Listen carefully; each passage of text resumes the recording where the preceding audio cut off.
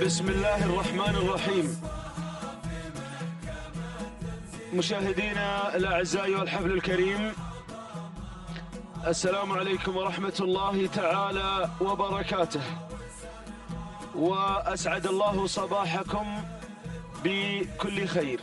نحييكم من هنا ونرحب بحضراتكم من هنا من أرضية ميدان الشحانية لسباقات الهجن العربية الأصيلة في المرحلة الثانية، مرحلة الكبار من هذا السباق المحلي السادس. اليوم يوم الثنايا، وبرنامجنا الصباحي لهذا اليوم هو عبارة عن 11 شوط. هذا هو الشوط الأول الرئيسي على الهواء مباشرة لسن الثنايا البكار، شوط مفتوح مشتريات وإنتاج. أتمنى التوفيق والناموس والخير لكل المشاركين في هذا اليوم، يوم الجمعة المبارك 3 من يناير من عام 2020، 8 من جمادى الأولى لعام 1441 للهجرة. إذن هكذا مشاهدينا الأعزاء ينطلق هذا الشوط الأول، هذا الشوط الأول الرئيسي. بسم الله وعلى بركة الله، بسم الله نبدأ وعليه سبحانه وتعالى نتوكل، ومنه نطلب التوفيق والسداد والنجاح. ينطلق هذا الشوط بمشاركة 30 ثنية حاضرة، 30 بكرة متواجدة في هذا الشوط الأول الرئيسي المفتوح. يعتبر هذا الشوط ويصنف من أقوى أشواط الثنايا في هذا السباق المحلي السادس، هذا السباق المؤهل لمهرجان حضرة صاحب السمو الشيخ حمد بن خليفة آل ثاني الأمير الوالد، المهرجان الذي ستنطلق فعالياته في 18 من هذا الشهر الجاري. متمنين التوفيق والناموس والخير والسعادة لكل المشاركين، لكل الحاضرين، لأبناء دولة قطر ولأبناء الخليج الحاضرين والعرب والمتواجدين معنا هنا على ميدان التحدي على أرضية ميدان الشحانية. هكذا مشاهدينا الأعزاء ينطلق هذا الشوط على الهواء مباشرة عبر قنوات الريان الفضائية وقناة الكاس وموقع الأبرقة لسباقات الهجن. فمرحبا بالمشاهدين الأعزاء، الترحيب أيضا بإخواني الأعزاء المستمعين عبر أثير الراديو. مقدمة الشوط ومن تحتل المركز الأول، أرى الشعار البرشلوني يتقدم على ظهر تغريد سالم بن عنزان بن خاتم العنزان النعيمي، شعار البشاير على المركز الأول، شعار أيضا أحد الشعارات القوية ومعزم وغيره من الأسماء. سعد الله صباحك يا أبو عنزان، صباحك نواميس اليوم. المركز الثاني تتقدم فيه همس تعود ملكيتها لناصر بن عبد الهادي بن طالب بن هليل مع المركز الثاني. يقدم لنا شعار منزون على المركز الثاني. دور المركز الثالث تصل المتحدة لصقر بن راشد بن صقر المريخي على المركز الثالث. ننتقل إلى المركز الرابع ومن تتسلل سلابة لصالح بن حمد بن مبارك النابت، شعار بن هاملة يصل على المركز الرابع. بالفعل يا أبو حمد شعار معروف اللي على المركز الرابع. ننتقل إلى المركز الخامس، يصل شعار الآنيق، يصل الآنيق مع البروفيسور، يصل مع المحروسة ناصر بن عبد الله بن أحمد المسند. انتقلت المحروسة من المركز الخامس إلى المركز الرابع. شعار نوضة، شعار غني عن التعريف، شعار صال وجال في العام الماضي في أشواط السيوف بالناقة التاريخية.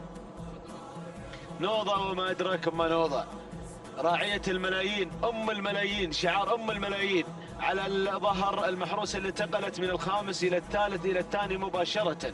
وبدأ البروفيسور بمشاغبته الصباحية اليوم، بدأ بإزعاجه للمضمرين.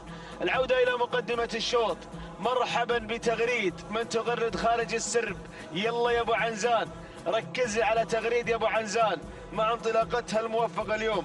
سالم بن عنزان بن خاتم العنزان النعيمي، شعار يتواجد دائما في أشواط الرموز في المحافل الخارجية. هذا الشعار شاهدناه في كل المحافل في كل الميادين يصول ويجول. اليوم الصولات والجولات على ظهر هذا الشعار نراه الشعار البرشلوني على ظهر تغريد اللي تغرد خارج السرب، وبالمناسبة تغريد رصيدها مليء بالإنجازات، رصيدها حافل بالإنجازات، يتابعها أحد شبابنا البارزين المميزين في كل المجالات، سالم بن عنزان بخاتم العنزان النعيمي. وهذا الشعار أيضا بمتابعة الوالد عنزان بخاتم العنزان النعيمي، اللي يتابع عبر شاشة قناة الريان وقنوات الكاس في هذا الصباح الجميل، في هذا الصباح المثير. نتمنى لكم اليوم التوفيق إن شاء الله والخير.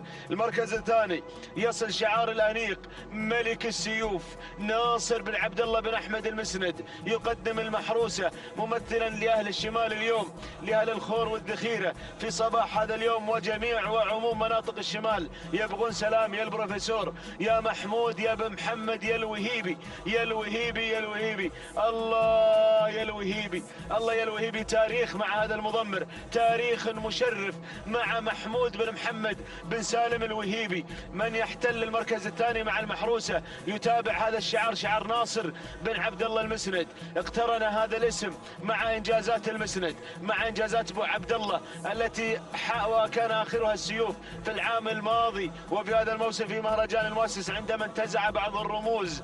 المركز الثالث شعار بن هاملة يتقدم، ومن الجانب الاخر شعار بن هليل مع همس ناصر بن عبد الهادي بن طالب بن هليل مع المركز الثالث. ولكن غيرت وتقدمت في هذه اللحظات سلابة، خطفت المركز الثالث لصالح بن حمد بن مبارك.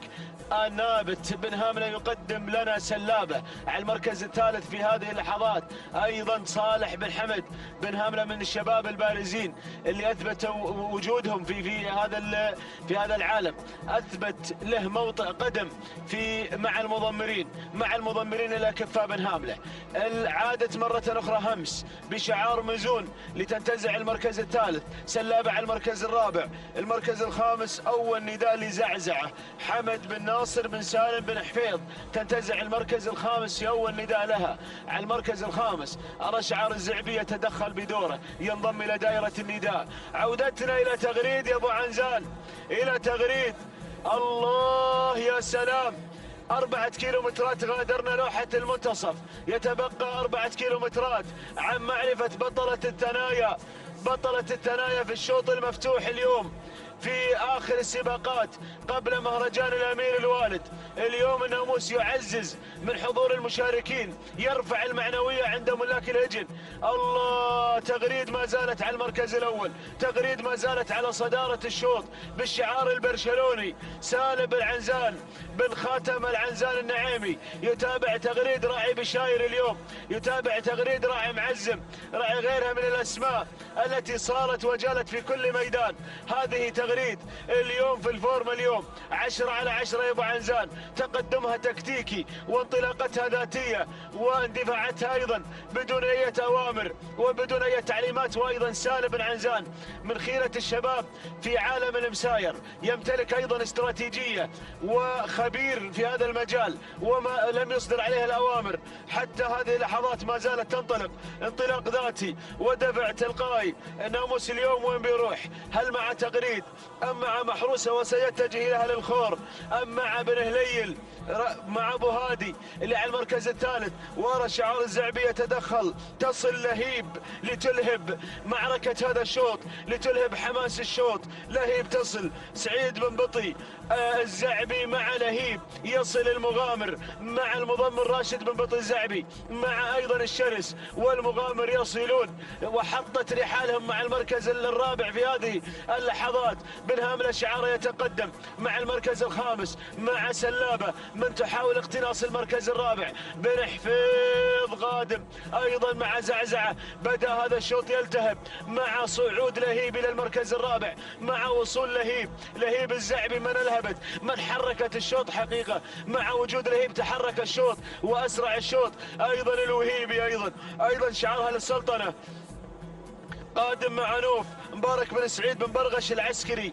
مع شعار حمد بن محمد الوهيبي هداف الرموز يصل شعاره. أرى بالعين المجردة العودة إلى تغريد اللي قامت راس وما زالت حتى اللحظة راس، ونقترب من لوحة ال3 كيلومترات وتغريد منطلقة ومن دفع اندفاعة الناموس، اندفاعة السبق، الشعار البرشلوني ممثلا لهل الريان اليوم، الريانين الجديد والقديم اليوم يتابعون هذه الانطلاقة من تغريد اللي ما قصرت. ال8 كيلومترات طوتها طي بكل سرعة بكل جدارة مع الشعار البرشلوني. الله يا سلام، حكم أعصابك يا أبو عنزان، حكمها يا سالم يا بن عنزان، أنت خبير ومضمر قدير وتعرف أيضا من أين تؤكل الكتف. تقريد ما زالت متحملة مسؤولية هذا الشوط، ما زالت قائدة لأمور الشوط. وين وصلنا أبو جابر؟ لوحة الكيلو وين؟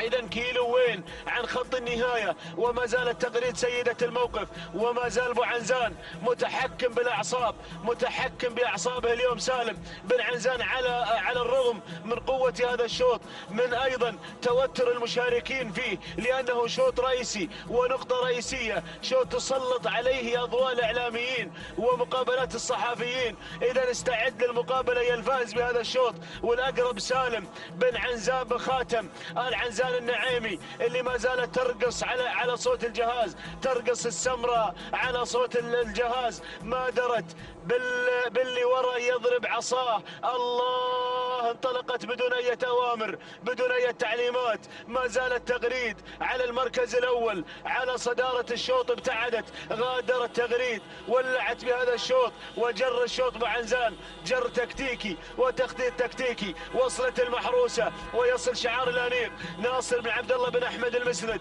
كيلو ونصف الكيلو. محمود بن محمد الوهيبي البروفيسور يتابع المحروسة في التضمير. المركز الثالث تصل همس مع ناصر بن عبد الهادي بن هليل. المركز الرابع صالح بن حمد بن هاملة. المركز الخامس تصل لهيب مع سعيد بن بطي الزعبي. العودة إلى مقدمة الشوط وتغريد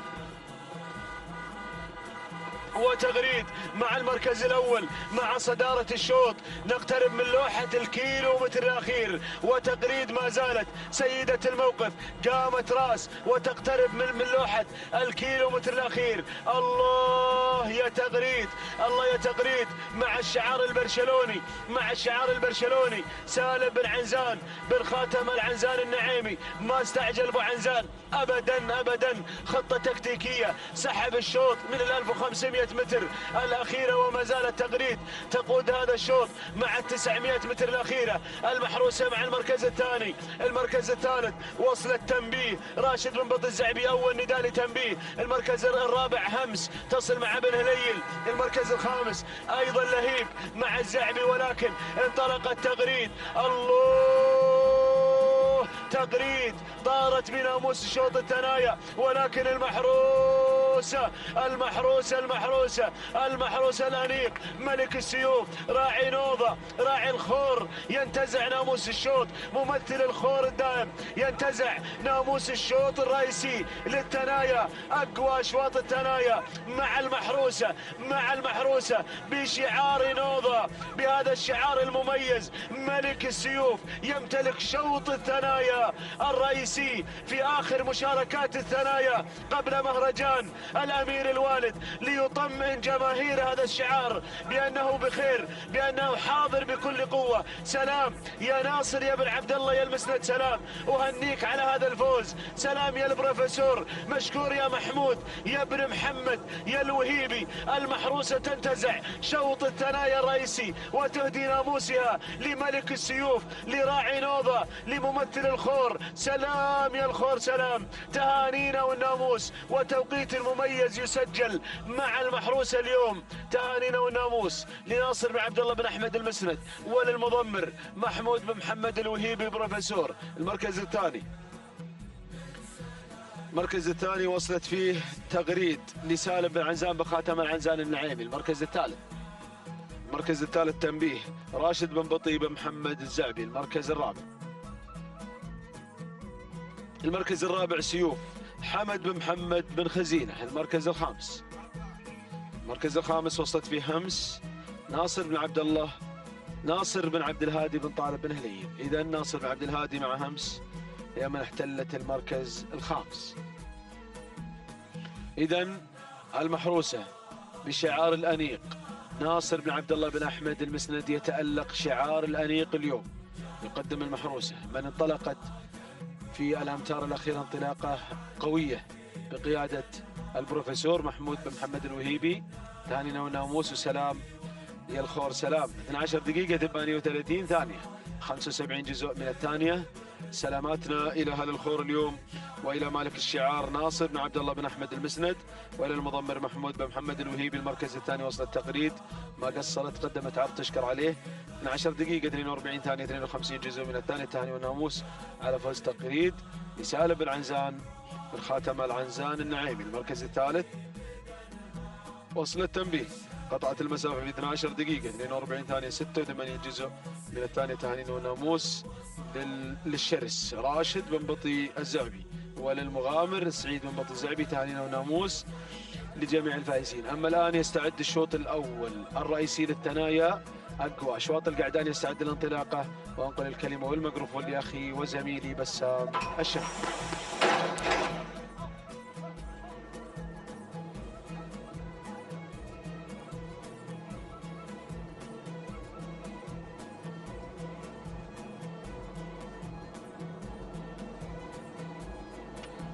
شكرا للزميل محمد بن بريك المري. بسم الله وعلى بركة الله.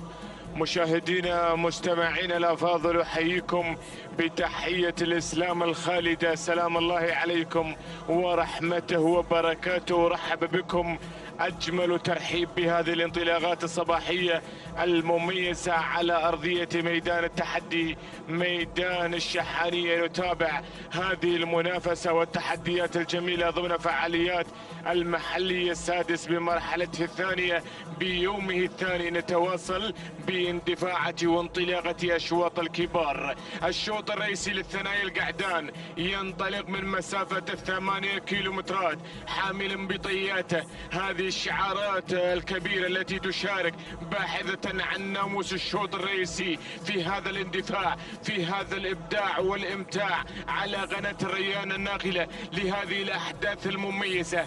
كما نهني ملك السيوف ناصر بن عبد الله بن أحمد المسند على فوز المحروسة بأول أشواط هذا الصباح، ونهني البروفيسور محمود بن محمد بن سالم الوهيبي من قاد المحروسة محققة أول أشواط هذا الصباح. نتابع المنافسات ومجريات هذا الشوط مع هذه الأسماء المميزة التي تنطلق باحثة عن هذا الإنجاز المميز في هذا الصباح الجميل. نتابع التحدي والبداية مباشرة. أول الأسماء يتواجد نواف لناصر بن عبد الهادي بن علي القيثاني المري، هو من يصل مباشرة إلى موقع الصدارة، إلى موقع التحدي والبداية مباشرة. بينما المركز الثاني يتابع القادم والمشارك بهذه المنافسة يتواجد شامان لعلي بن جابر بن جار الله بن ذروة البريدي مشاركا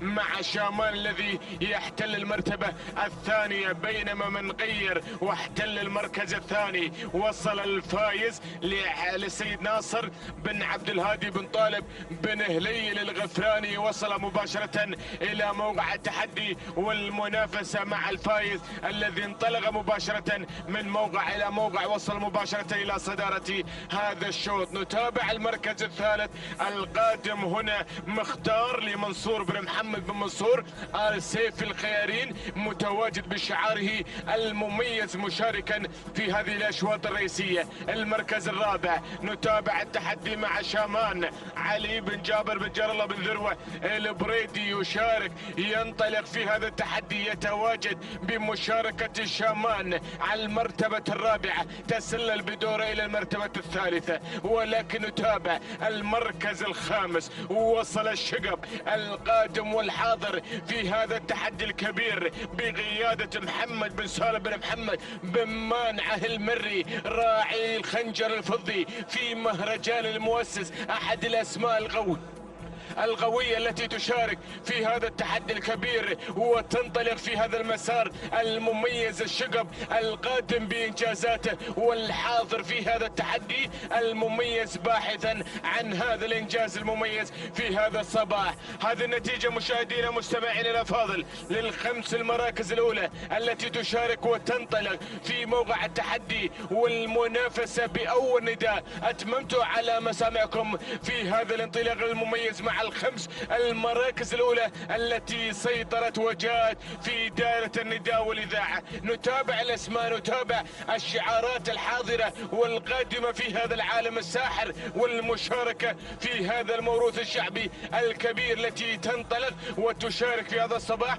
المميز على أرضية ميدان الشحانية. تمنياتنا للجميع بالتوفيق والنجاح والمزيد من التقدم في هذا العالم المميز في هذه الرياضة الجميلة. ولكن نعود مع البداية. بن هليل يبحث عن الإنجاز، يبحث عن هذا الانتصار بتواجد الفايز الذي يبحث عن هذا الفوز الجميل باندفاعته وبانطلاقته مباشرة نحو الصدارة. يتقدم ناصر بن عبد الهادي بن طالب بن هليل الغفراني متواجد بمشاركة الفايز. ولكن الشقب غادم وحاضر. اسم مميز هنا يتواجد ومرشح هنا يتقدم رويدا في هذا التحدي الكبير في هذا المسار المميز. والعيون هنا تراقب الشقب الذي تسلل مباشرة إلى المركز الثاني وعينه على صدارة هذا الشوط بقيادة محمد بن سالم بن محمد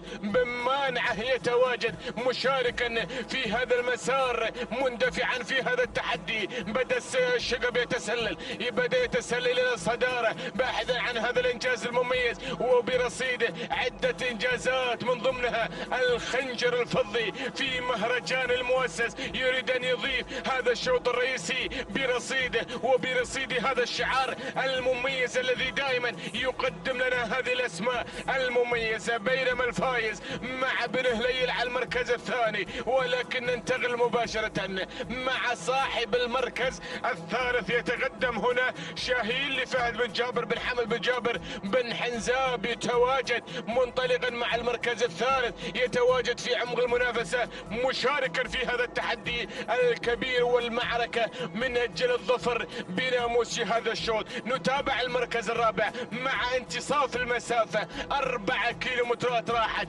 و4 كيلومترات متبقية لناموس هذا الشوط. ولكن نتابع بقية المراكز التي تشارك في هذا التحدي التي تنطلق في هذا المسار المميز. المركز الرابع وصل صايد الرموز القادم والحاضر الذي دائما لازم يقدم لنا نوعيات فريدة في الأشواط الرئيسية. يقدم لنا مختار منصور بن محمد بن منصور آل سيف الخيارين. يتقدم مع مختار على المركز الرابع بشعاره المميز المتواجد الحاضر دائما في هذه المنافسات العملاقة في هذه المنافسات الكبيرة. نتابع المركز الخامس القادم والحاضر. هنا يتواجد نواف لناصر بن عبد الهادي بن علي القيثاني المري، هو من يحتل المركز الخامس ويتواجد في موقع التحدي والمنافسة بمشاركة نواف من يمني نفس بانتزاع الناموس والانتصار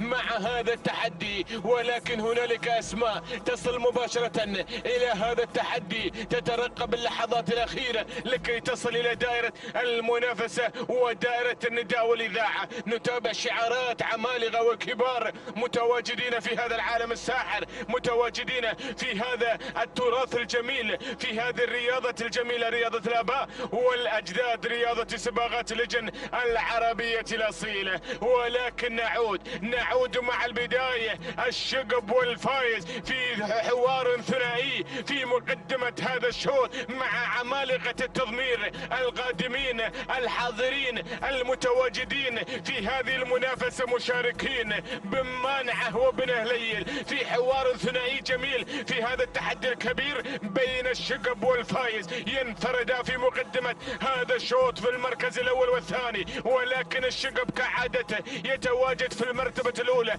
يتقدم محمد بن سالم بن مانعه المري، يتقدم بإنجازاته، يتقدم بصولاته وجولاته وبحضوره المميز في هذا التحدي الجميل وبهذا الصباح المميز، باحثا الشغب عن سلسلة الإنجازات الذي يمتلكها هذا الشعار الجميل. ولكن نتابع الفايز مع بن هليل، ما زال في المنافسة، ما زال في الملازمة هنا، يواصل مسيرة الضغط على الشغب لكي ينتزع الناموس من الشغب. الفايز بقيادة ناصر بن عبد الهادي بن طالب بن هليل الغفراني المري يتواجد مع المرتبة الثانية، ولكن القيادة والريادة مع الشغب لبن مانعة في هذا التحدي. أين أنت ذاهب يا بن مانعة في هذا الصباح المميز مع تحديات هذا الشوط الجميل؟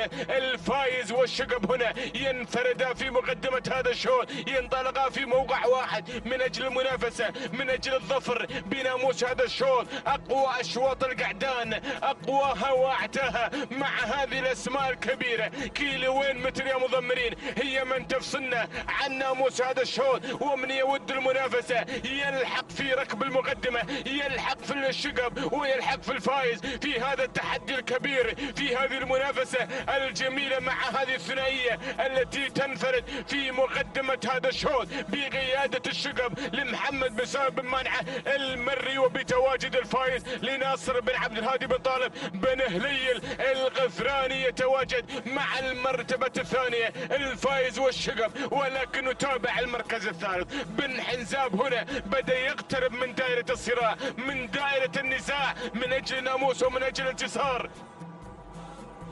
مع شاهين يتقدم فهد بن جابر بن حمد بن جابر الحنزاب المري بدأ يقترب من المنافسة، بدأ يقترب من دائرة الصراع. ولكن نتابع المركز الرابع، سمعوا النداء الجماعة هنا بدأوا يتحركون في هذا التحدي، في هذا المسار. وصل مروح لمحمد بن جابر بن سالم بن جابر المري، وأيضا القادم فجاج ناصر بن علي النجم المري مع المرتبة الخامسة. هذه النتيجة للخمس المراكز الأولى، للخمس الأسماء المميزة التي تنطلق وتشارك في هذا التحدي الكبير. ولكن نعود مع التغيرات التي جرت ودارت عن المقدمة. الفايز يبحث عن هذا الفوز المميز، يبحث عن هذا الإنجاز مع الكيلو متر الأخير والخطير. بن هليل هنا ينفرد في مقدمة الشوط، بدأ ينطلق في هذا التحدي الكبير. ناصر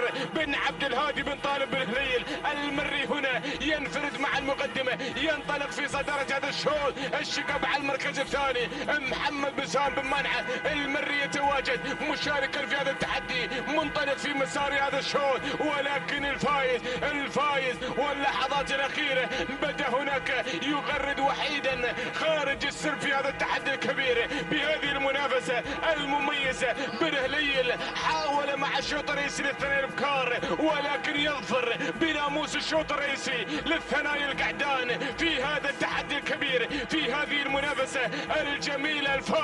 الفايز يبحث عن هذا الفوز المميز، يبحث عن هذا الإنجاز الجميل مع هذا الأداء المميز مع اللحظات الأخيرة بدون أوامر وبدون تحريكات. الفايز يقترب من الناموس، وبن هليل يقدم لنا هذا العرض المتميز والأداء الجميل باندفاعات ومشاركة الفايز من البداية، يصل إلى خط النهاية معلن الفوز والناموس بدون أوامر وبدون تحريكات. قد مورنج يا بن هليل، قد مورنج على هذا الانتصار الجميل والمميز. سلام يا أبو هادي، سلام على هذا الإنجاز المميز. الفايز ينتزع الناموس ويحقق هذا الإنجاز. تهانينا وناموس لناصر بن عبد الهادي بن طالب بن هليل الغفراني المري من حقق الناموس مع الفايز بدون أوامر وبدون تحريكات. تهانينا على هذا الإنجاز المميز. المركز الثاني وصل مروح لمحمد بن جابر بن سالم بن مهير المري. المركز الثالث فجاج ناصر بن علي النجم المري. المركز الرابع وصل مختار لمنصور بن محمد بن منصور سيف الخيارين. المركز الخامس مبلش لحمد بن محمد بن خزينة المري. هكذا مشاهدينا ومستمعينا الأفاضل تابعتم معنا المنافسة والتحدي في تحديات ومسار هذا الشوط، فكان الفايز حاضر في المنافسة من البداية، متوجا عند خط النهاية بدون أوامر وبدون تحريكات، منتزع ناموس الشوط الرئيسي للثنايا القعدان مع بن هليل الذي قدم هذا العرض المتميز والأداء الجميل مع الفايز. تهانينا والناموس لناصر بن عبد الهادي بن طالب بن هليل الغفراني المري. 12 دقيقة 33 ثانية 88 جزء من الثانية تهاني ناموس على هذا الانتصار مع الفايز وحصوله على الشوط الرئيسي للثنايا القعدان. المركز الثاني جاء مروح بتوقيت زمني وقدره من مسافة 8 كيلومترات. تهانينا والناموس لمحمد بن جابر بن صابر المهيرة المري. المركز الثاني مروح 12 دقيقة 45 ثانية 4 أجزاء من الثانية تهاني والناموس. المركز الثالث فجاج 12 دقيقة 46 ثانية 16 جزء من الثانية تهانينا والناموس لعلي بن نجم لناصر بن علي النجم المري على فوز فجاج في المركز الثالث. تهانينا والناموس لجميع الفائزين.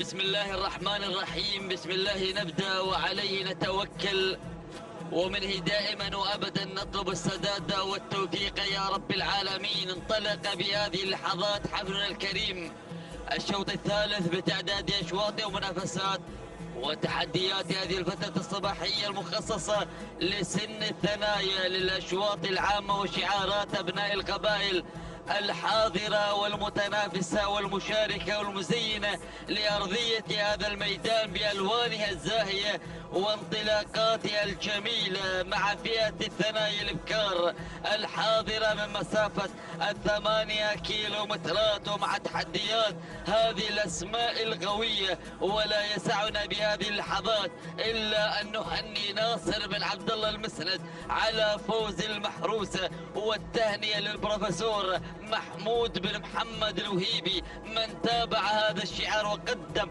لنا تحدياته خاطفا أولى أشواط الإبكار. كذلك نهني ناصر بن عبد الهادي بن هليل وأبنائه وإخوانه على فوز الفايز واختطافه لأول أشواط الثنايا القعدان، محققا التوقيت الأفضل للأشواط الأولى الرئيسية بتحديات شوطنا الذي انقضى قبل قليل. لنبدأ مع مسيرة شوط جديد، تحديات جديدة، فعاليات مستمرة على أرضية ميدان التحدي. لنتابع شفرة على المركز الأول مع مقدمة هذا الشوط. شعار الشوط الأول الرئيسي يحضر بتحدياته لناصر بن عبد الله بن أحمد المسند مقدما لنا تحديات البداية. المركز الثاني التواجد مشاهدينا الكرام من قبل رشيدة للوالد محمد بن طالب بن عقيل المري من يقدم لنا تحديات شعاره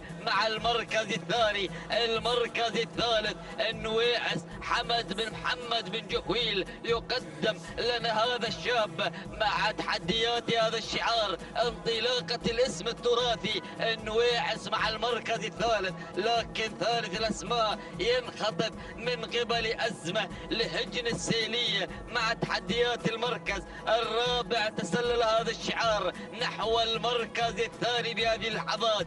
المركز الخامس الوصول مشاهدينا الأعزاء من قبل تقدم الذيبة حمد بن غانم بن سلطان الحديثي يقدم لنا الذيبة الحاضرة والمتواجدة مع النداء ومع الأسماء الخمسة الأولى المتقدمة والمتواجدة. هذه الأسماء، هذه التحديات، هذه المقدمة وسكان المقدمة والشعارات الحاضرة والمتواجدة بتحديات أولى المقدمة وأولى الأسماء. لنعود إلى السيلية وحجن السيلية من تقدم لنا أزمة على المركز الأول. ومع بداية هذا الشوط أزمة تعود الملكية لهجن السيلية شفرة بتحديات البداية وانطلاقة أول الأسماء.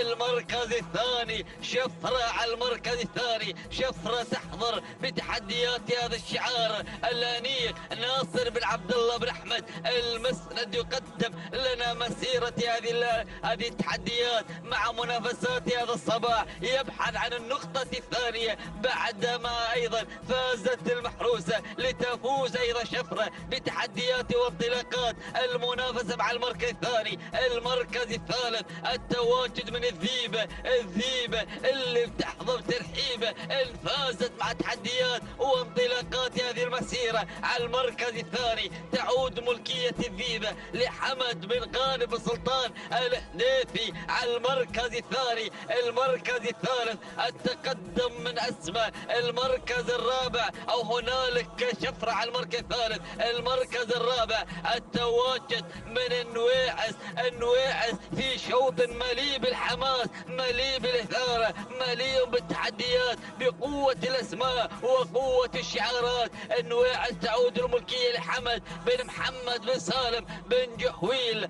المركز الخامس وصول وتقدم صيحة لراشد بن صقر بن شاهين المريخي. مع المركز الخامس تصل مصيحة لأول نداء لتتقدم مع المركز الخامس ومع الأسماء الخمسة المذاعة بمسيرة وتحديات وانطلاقة هذا الشوط. وخلف الخمس نتابع أيضا قدوم الأسماء ونترقب معكم قدوم هذه الأسماء وهذه الشعارات الحاضرة لنرى ونتابع. أيضا الشوط بدأ ينعزل بعزلتين بتحدياته، هنالك المقدمة والصدارة وهنالك السير الجارف من الأسماء الحاضرة والشعارات المتواجدة. شكرا بالخزينة على هذه اللقطات الجميلة ليستمتع المتابع والمشاهد والعاشق لهذه الرياضة لتحديات وانطلاقات ومنافسات شوطنا المنطلق وأشواطنا ومنافسات السن الثنايا. وهذه الرياضة الجميلة رياضة الآباء والأجداد، هذا الموروث الشعبي، هذه الرياضة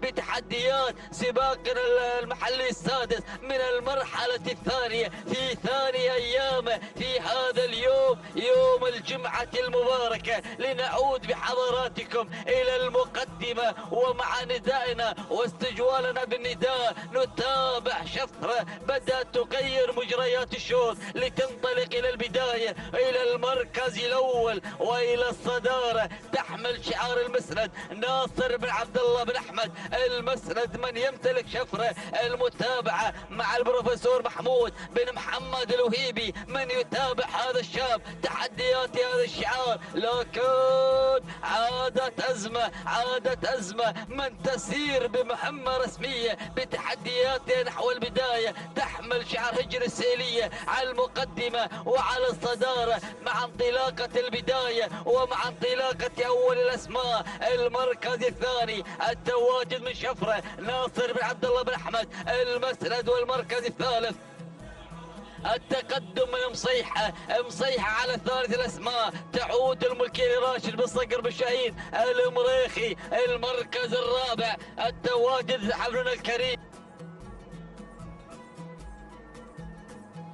المركز الرابع نتابع معكم التقدم واللقطة الجميلة من قبل النويعز حمد بن محمد بن سالم بن جهويل بلمسات مخرج هذا السباق محمد فيضي من يلتمس أيضا لقطات جميلة مميزة مع تحديات هذه الرياضة. المركز الخامس وصول مشاهدينا الكرام وتقدم الذيبة حمد بن غانم بن سلطان الهديفي وشعار بن حقين القاتم مع تحديات شعار البرنس الحاضر والمتواجد بانطلاقاته وتحدياته. وهنالك القدوم والوصول من قبل شعار الخيارين الحاضر بهذا الشعار اللي يملأ العينين بتحدياته ومنافساته. لنعود نحو البداية، نحو المركز الأول، ونتابع معكم الكادر الأسفل ماذا يحمل لنا من قوة أسماء غادمة واصلة لا محالة بتحديات هذا الشوط وبمنافساته، الأسماء الحاضرة والمنطلقة، لكن نحو البداية، نحو الكادر الأعلى، نحو المقدمة. والمريخي يقدم لنا مسيرة البداية في شوط العمانيات، شوط مليء بالإثارة. المقدمة مصيحة نحو البداية، نحو المسيرة، نحو الناموس، تجري بهذا الشعار مع انطلاقة المركز الأول راشد بن صقر بن راشد المريخي مقدما لنا راعي بارود تحديات وتواجد. هذا الشعار مع البداية. المركز الثاني أزمة الهجن السيلية عبد الله بن سعيد العيدة من يمتلك هذا الشعار بتحدياته وانطلاقاته على المركز الثاني. المركز الثالث شفرة تعود الملكية لناصر بن عبد الله بن أحمد المسند. المركز الرابع الوصول لأول ندى مثايل منصور بن محمد بن منصور آل سيف الخيارين يبحث عن الكيف، يبحث عن الناموس بتحديات وانطلاقة مثايل. المركز الخامس التواجد من ويعة حمد بن محمد بن سالم بن جهويل مع خامس التحديات ومع خامس الأسماء. هذه الأسماء الحاضرة، هذه الأسماء المتواجدة. باقي 2000 متر، باقي كيلوين والشوط بدأ يزيد من سرعته. بدأت الشعارات تلتحم بهذه الانطلاقة، بهذه المسيرة. الله، السيل الجارف من الثنايا. يا هل ترى لمن الناموس، لمن التتويج. بدأت الأسماء تزيد من سرعتها بهذه اللحظات، بهذه الانطلاقة. لنعود إلى البداية، لنعود إلى المقدمة، لنعود إلى المركز الأول، إلى البداية وإلى المركز الأول. مصيحة ما زالت مسيطرة مع المركز الأول، ما زالت مسيطرة مع الناموس راشد بن صقر بن شاهين المريخي. المركز الثاني التقدم مشاهدينا الكرام من قبل مثايل منصور بن محمد بن منصور آل سيف الخيارين. يقدم لنا هذه البطلة الحاضرة المتواجدة بصولاتها وإنجازاتها. المركز الثالث من الجانب الأيمن نتابع معكم من ويعز حمد بن محمد بن سالم بن جهويل بن عقيل. يقدم لنا انطلاقة رشيدة ما بدأت تتسلل من الجانب الأيمن نحو المركز الأول، ولكن شفرة غادمة مع المسند. ناصر بن عبد الله بن أحمد بن عبد الله المسند لله درك يا محمود البروفيسور. يقدم لنا هذا الشعار باحث عن النقطة الثانية مع شفرة الحاضرة والمتواجدة مع البداية ومع المركز الأول. بن عقيل على المركز الثاني. يقدم لنا شعار البرنس. المركز الثالث التقدم من مثايل. الأسماء الحاضرة رابعا مصيحة مع المريخي. خامسا وصول الأسماء، وصول التحديات، لكن إلى البداية، إلى المقدمة. الحزام الأخضر شفرة على البداية. المسند يقدم لنا تحديات. شفرة مع المركز الأول. ناصر بن عبد الله بن أحمد بن عبد الله المسند مع المركز الأول. بدأ التحليل، بدأ الإقلاع، بدأ إعطاء الأوامر من قبل البروفيسور محمود بن محمد الوهيبي. هذا البطل الموجود دائما بتحديات الصغار والكبار ليقدم لنا مسيرة وتحديات هذا الشعار بانطلاقاته، بإنجازاته، بصولاته، بجولاته، ببطولاته. سلام يا شفرة، سلام يا المسند، سلام. النقطة الثانية بهذه الفترة الصباحية بعد اختطاف الشوط الرئيسي ليختطف شوط العمانيات مع انطلاقة وتواجد شفرة ناصر بن عبد الله بن أحمد بن عبد الله المسند. لك التهنئة والتهنئة موصولة لمحمود بن محمد الوهيبي من تابع هذا الشعار وتابع شفرة خاطفة المركز الأول الثاني. والتبريكات. المركز الثاني مصيحة لراشد بن صقر بن شاهين المريخي. المركز الثالث كان الوصول من قبل شعار الخيارين الناوية حاملة رقم 17 من وصلت على المركز الثالث. مبارك بن سعيد بن محمد الخياري المركز الرابع. كان الوصول من قبل زعفران لأحمد بن علي بن راشد عبد الله الشبيعي المركز الخامس. كان الوصول من قبل نويعز لحمد بن محمد بن سالم بن جويل. إذا حفلنا الكريم تابعنا معكم المنافسة التي حضرت في هذا الشوط، وشاهدنا شفرة من خطفت المركز الأول وتوجت في هذه الانطلاقة. التوقيت الزمني 12 دقيقة 38 ثانية 20 جزء من الثانية. الثاني تبريكالي ناصر بن عبد الله بن أحمد بن عبد الله المسند على هذا الموت المستحق المركز الثاني. كان الوصول من قبل نصيحة، توقيت الزمني 12 دقيقة 44 ثانية 63 جزء من الثانية. الثاني تبريكالي راشد بن صقر بن شاي الغريخي المركز الثالث. وصلت الناوية 12 دقيقة 45 38 جزء من الثانية. الثاني تبريكالي مبارك بن سعيد بن محمد المطوع الخيارين.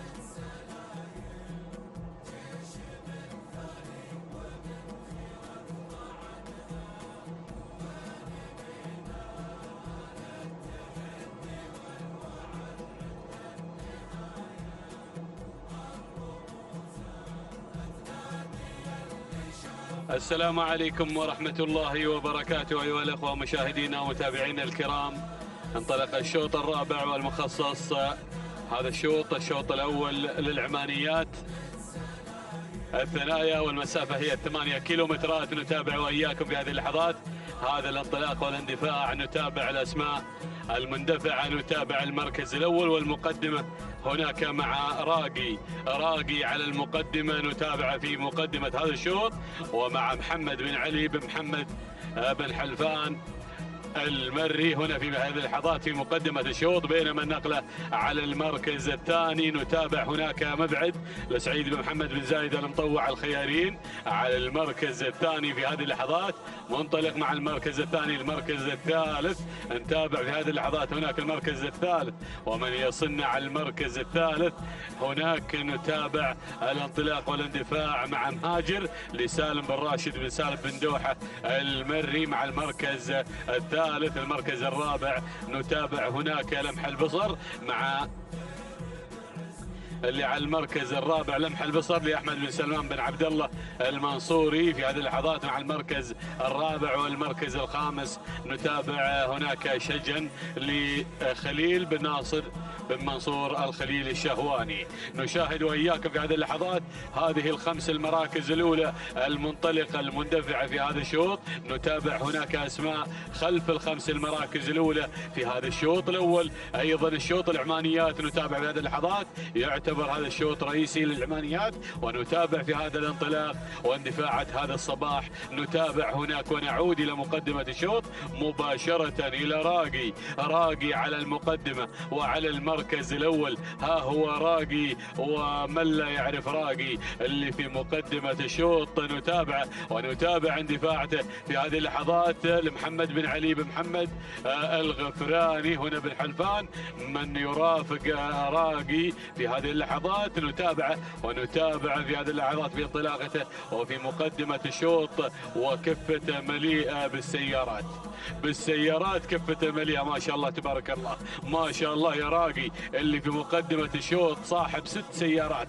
نشاهده ونشاهد أيضا اندفاعته في هذا الشوط. بينما المركز الثاني مبعد لسعيد بن محمد بن زايد المطوع الخيارين على المركز الثاني منطلق في هذا الشوط ومندفع. ونعود هنا مع المركز الثالث. نتابع الأسماء المنطلقة. نتابع هناك مهاجر لسالم بن راشد بن سالم بن دوحة المري مع المركز الثالث. منطلق ومندفع بن دوحة هنا في هذه اللحظات مع مهاجر اللي على المركز الثالث. المركز الرابع نتابع لمح البصر أحمد بن سلمان بن عبد الله المنصوري على المركز الرابع. المركز الخامس نشاهد في هذه اللحظات أول ندى لصاحب المركز الخامس. هذا هو الذيب لهزاع بن عجلان بن مبارك المظفري هنا في هذه اللحظات الهاجري الحجري قادم مع الذيب صاحب الإنجازات أيضا. ها هو تشاهدونه الذيب على المركز الخامس من لديه عدة نقاط. نتابع هذا الانطلاق والاندفاع في هذه اللحظات وهذا الانطلاق. نتابع هذه الأسماء المندفعة. نعود إلى مقدمة الشوط، نعود إلى المراكز الأولى المتقدمة، ونعود إلى راقي اللي في المركز الأول هنا في هذه اللحظات، هنا في هذا الاندفاع. نتابعه ونتابع انطلاقته هنا، ونعود إلى راقي. راقي هو أيضا من سجل آخر سيارة في مهرجان المؤسس. نتابعه الراقي في هذا الأداء، وهذا هو الراقي على مقدمة الشوط على المركز الأول على المقدمة. نتابعه بشعار بن حلفان محمد بن علي بن محمد بن حلفان المري مع المركز الأول مع المقدمة مع الصدارة مع راقي اللي بالمركز الأول. يا راقي هنا في المقدمة، بينما النقلة على المركز الثاني والوصول مع مبعد لسعيد بن محمد بن زايد المطوع. الخيارين قادم مع المركز الثاني. نتابع هذا الشعار اللي على المركز الثاني. المركز الثالث، المركز الثالث في هذه اللحظات مهاجر على المركز الثالث ويحمل شعار بن دوحة. هنا في هذه اللحظات سالم بن راشد بن سالم بن دوحة المري مع المركز الثالث منطلق مع مهاجر. بينما المركز الرابع هنا الوصول والقدوم من لمح البصر لأحمد بن سلمان بن عبد الله المنصوري مع المركز الرابع منطلق مع رابع المراكز. والمركز الخامس هو الذيب اللي على المركز الخامس منطلق هنا في هذه اللحظات بشعار هزاع بن عجلان بن مبارك المظفري الهاجري على المركز الخامس. هنا في هذه اللحظات مع الخمس المراكز الأولى، الخمس المراكز المنطلقة المندفعة. نتابعها هنا في هذه اللحظات، وخلف الخمس المراكز أسماء قادمة بصولاتها وجولاتها في هذه اللحظات. نتابع هذه الشعارات، نتابع هذا الانطلاق مع هذه اللقطات الجميلة مع خلف الخمس المراكز الأولى. نتابع أسماء منطلقة لم يحن وقت وصولها في هذه اللحظات، ستشاهدونها في الأمتار الأخيرة. نشاهد ونعود إلى مقدمة الشوط في هذه اللحظات وإلى المندفع صاحب الصولات هنا في هذه اللحظات. راقي على المركز الأول على المقدمة على الصدارة. نتابع راقي يا سلام يا راقي آخر إنجازاته في مهرجان المؤسس، ونشاهد في هذه اللحظات مع أقبالنا على مهرجان الأمير الوالد. يا سلام يا سلام يا سلام. وهذا هو المحلي السادس اللي بين المؤسس ومهرجان الأمير الوالد. يا سلام على هذا الانطلاق، وراقي هو من يصول في هذه اللحظات في مقدمة الشوط وبشعار بن حلفان. يا سلام يا سلام يا راقي هنا في هذه اللحظات منطلق ومندفع. بينما الوصافة هناك مع اللي قادم ويشكل الخطر مبعد لسعيد بن محمد بن زايد المطوع. الخيارين على المركز الثاني في هذه اللحظات منطلق مع ثاني المراكز ويشكل الخطر مع قبالنا على بوابة ال3 كيلو مترات الأخيرة. نتابع المركز الثاني. شوفوا اللي قادم هنا في هذه اللحظات على المركز الثالث. من يصن الذيب له عوايد. الذيب لهزاع بن عجلان بن مبارك المظفري الهاجري. نشاهده في هذه اللحظات منطلق هنا في هذا الأداء. نتابع انطلاقته واندفاعته في هذا الشوط مع المركز الثالث. المركز الرابع لمح البصر أحمد بن سلمان بن عبد الله المنصوري قادم في هذه اللحظات أبو عبد الله مع اندفاعة لمح البصر. المركز الخامس نشاهد في هذه اللحظات القدوم مع المركز الخامس. هناك مغادر سلطان بن شافي بن حمود العجمي قادم مع المركز الخامس في هذه اللحظات. هذا أول الأسماء اللي بانت لنا في هذه اللحظات بانطلاقتها. وضيف من ضيوفنا من أهل الكويت نتابع في هذه اللحظات قادم مع المركز الخامس. هناك شعار المنخس أيضا قادم. يا سلام مع هذا الأداء والاندفاع. ولكن بنعود إلى مقدمة الشوط إلى الراقي. يا سلام سلام يا سلام هنا في هذا الأداء. ويلا يا حمدان يا حمدان من يرافق راقي أيضا هنا باندفاعة راقي اللي في مقدمة هذا الشوط. يا سلام يا سلام في هذه اللحظات نتابع يندفع بالمقدمة ينطلق مع المركز الأول بهذا الشعار شعار بن حلفان. يا سلام يا سلام يا سلام يا سلام بالمقدمة بشوط العمانيات. شوط العمانيات شوط غالي لدى الجميع هذا الشوط في مقدمة الشوط. نتابع اندفاعته بالمركز الأول في المقدمة في الصدارة بينما المركز الثاني مع اندفاعة مبعد سعيد بن محمد بن زايد المطوع الخيارين. المركز الثالث الذيب لهزاع بن عجلان بن مبارك المظفري الهاجري. المركز الرابع لمح البصر لأحمد بن عبد الله المنصوري على المركز الرابع. المركز الخامس هناك مغادر سلطان بن شافي بن حمود العجمي على المركز الخامس. يا سلام يا هذا الشوط يا هذا الاندفاع بينما الأسماء قادمة. شوفوا القدوم من كوكبة جماعية من الثنايا. يا سلام يا سلام يا سلام. الله يا هذا الشوط شاهد يلي بتشاهد وتابع يلي بتتابع. ولكن الله شوفوا راقي الله يا راقي بأدائه راقي بانطلاقته. اندفع راقي في المقدمة اندفع مع المركز الأول. يا سلام يا راقي 6 سيارات في رصيده 6 سيارات ما جات من فراغ. ما شاء الله تبارك الله ما شاء الله تبارك الله. يا راقي في مقدمة هذا الشوط يندفع بالجميع يقوم راس ويعلن من 1500 متر أنه بطل هذا الشوط. يا سلام يا راقي سلام هنا بهذا المقدمة وبالصدارة. يا سلام يجر الشوط جر من بعيد. الله يا بن حلفان الله على هذا الأداء. راقي في المقدمة وفي الصدارة ينطلق في هذه اللحظات مع إقباله على الحزام الأخضر. يا سلام الله يا بن حلفان مع راقي.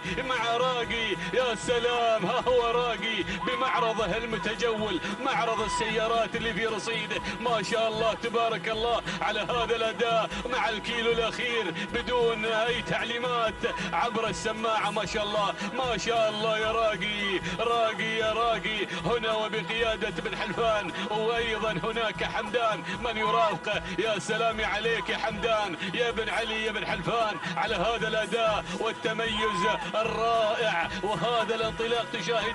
تشاهدون الذيب على المركز الثاني ولكن هناك الذيب على المركز الثاني ولكن خلاص. سلام وتحية واحترام إلى سودة.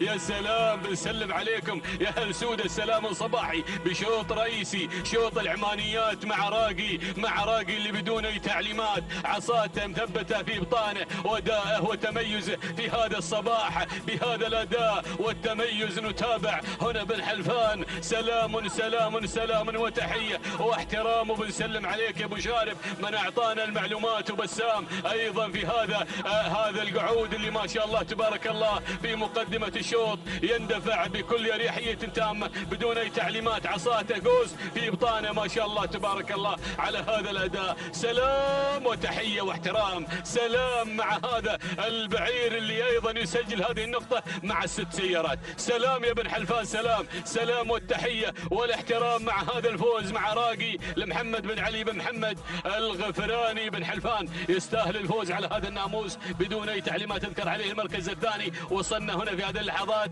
هنا من يصلنا وزان لناصر بن عبد الله بن احمد المسند. المركز الثالث هنا الذيب لهزاع بن عجلان بن مبارك المظفري الهاجري. المركز الرابع هناك وصول من مغادر لسلطان بن شافي بن حمود العجمي. المركز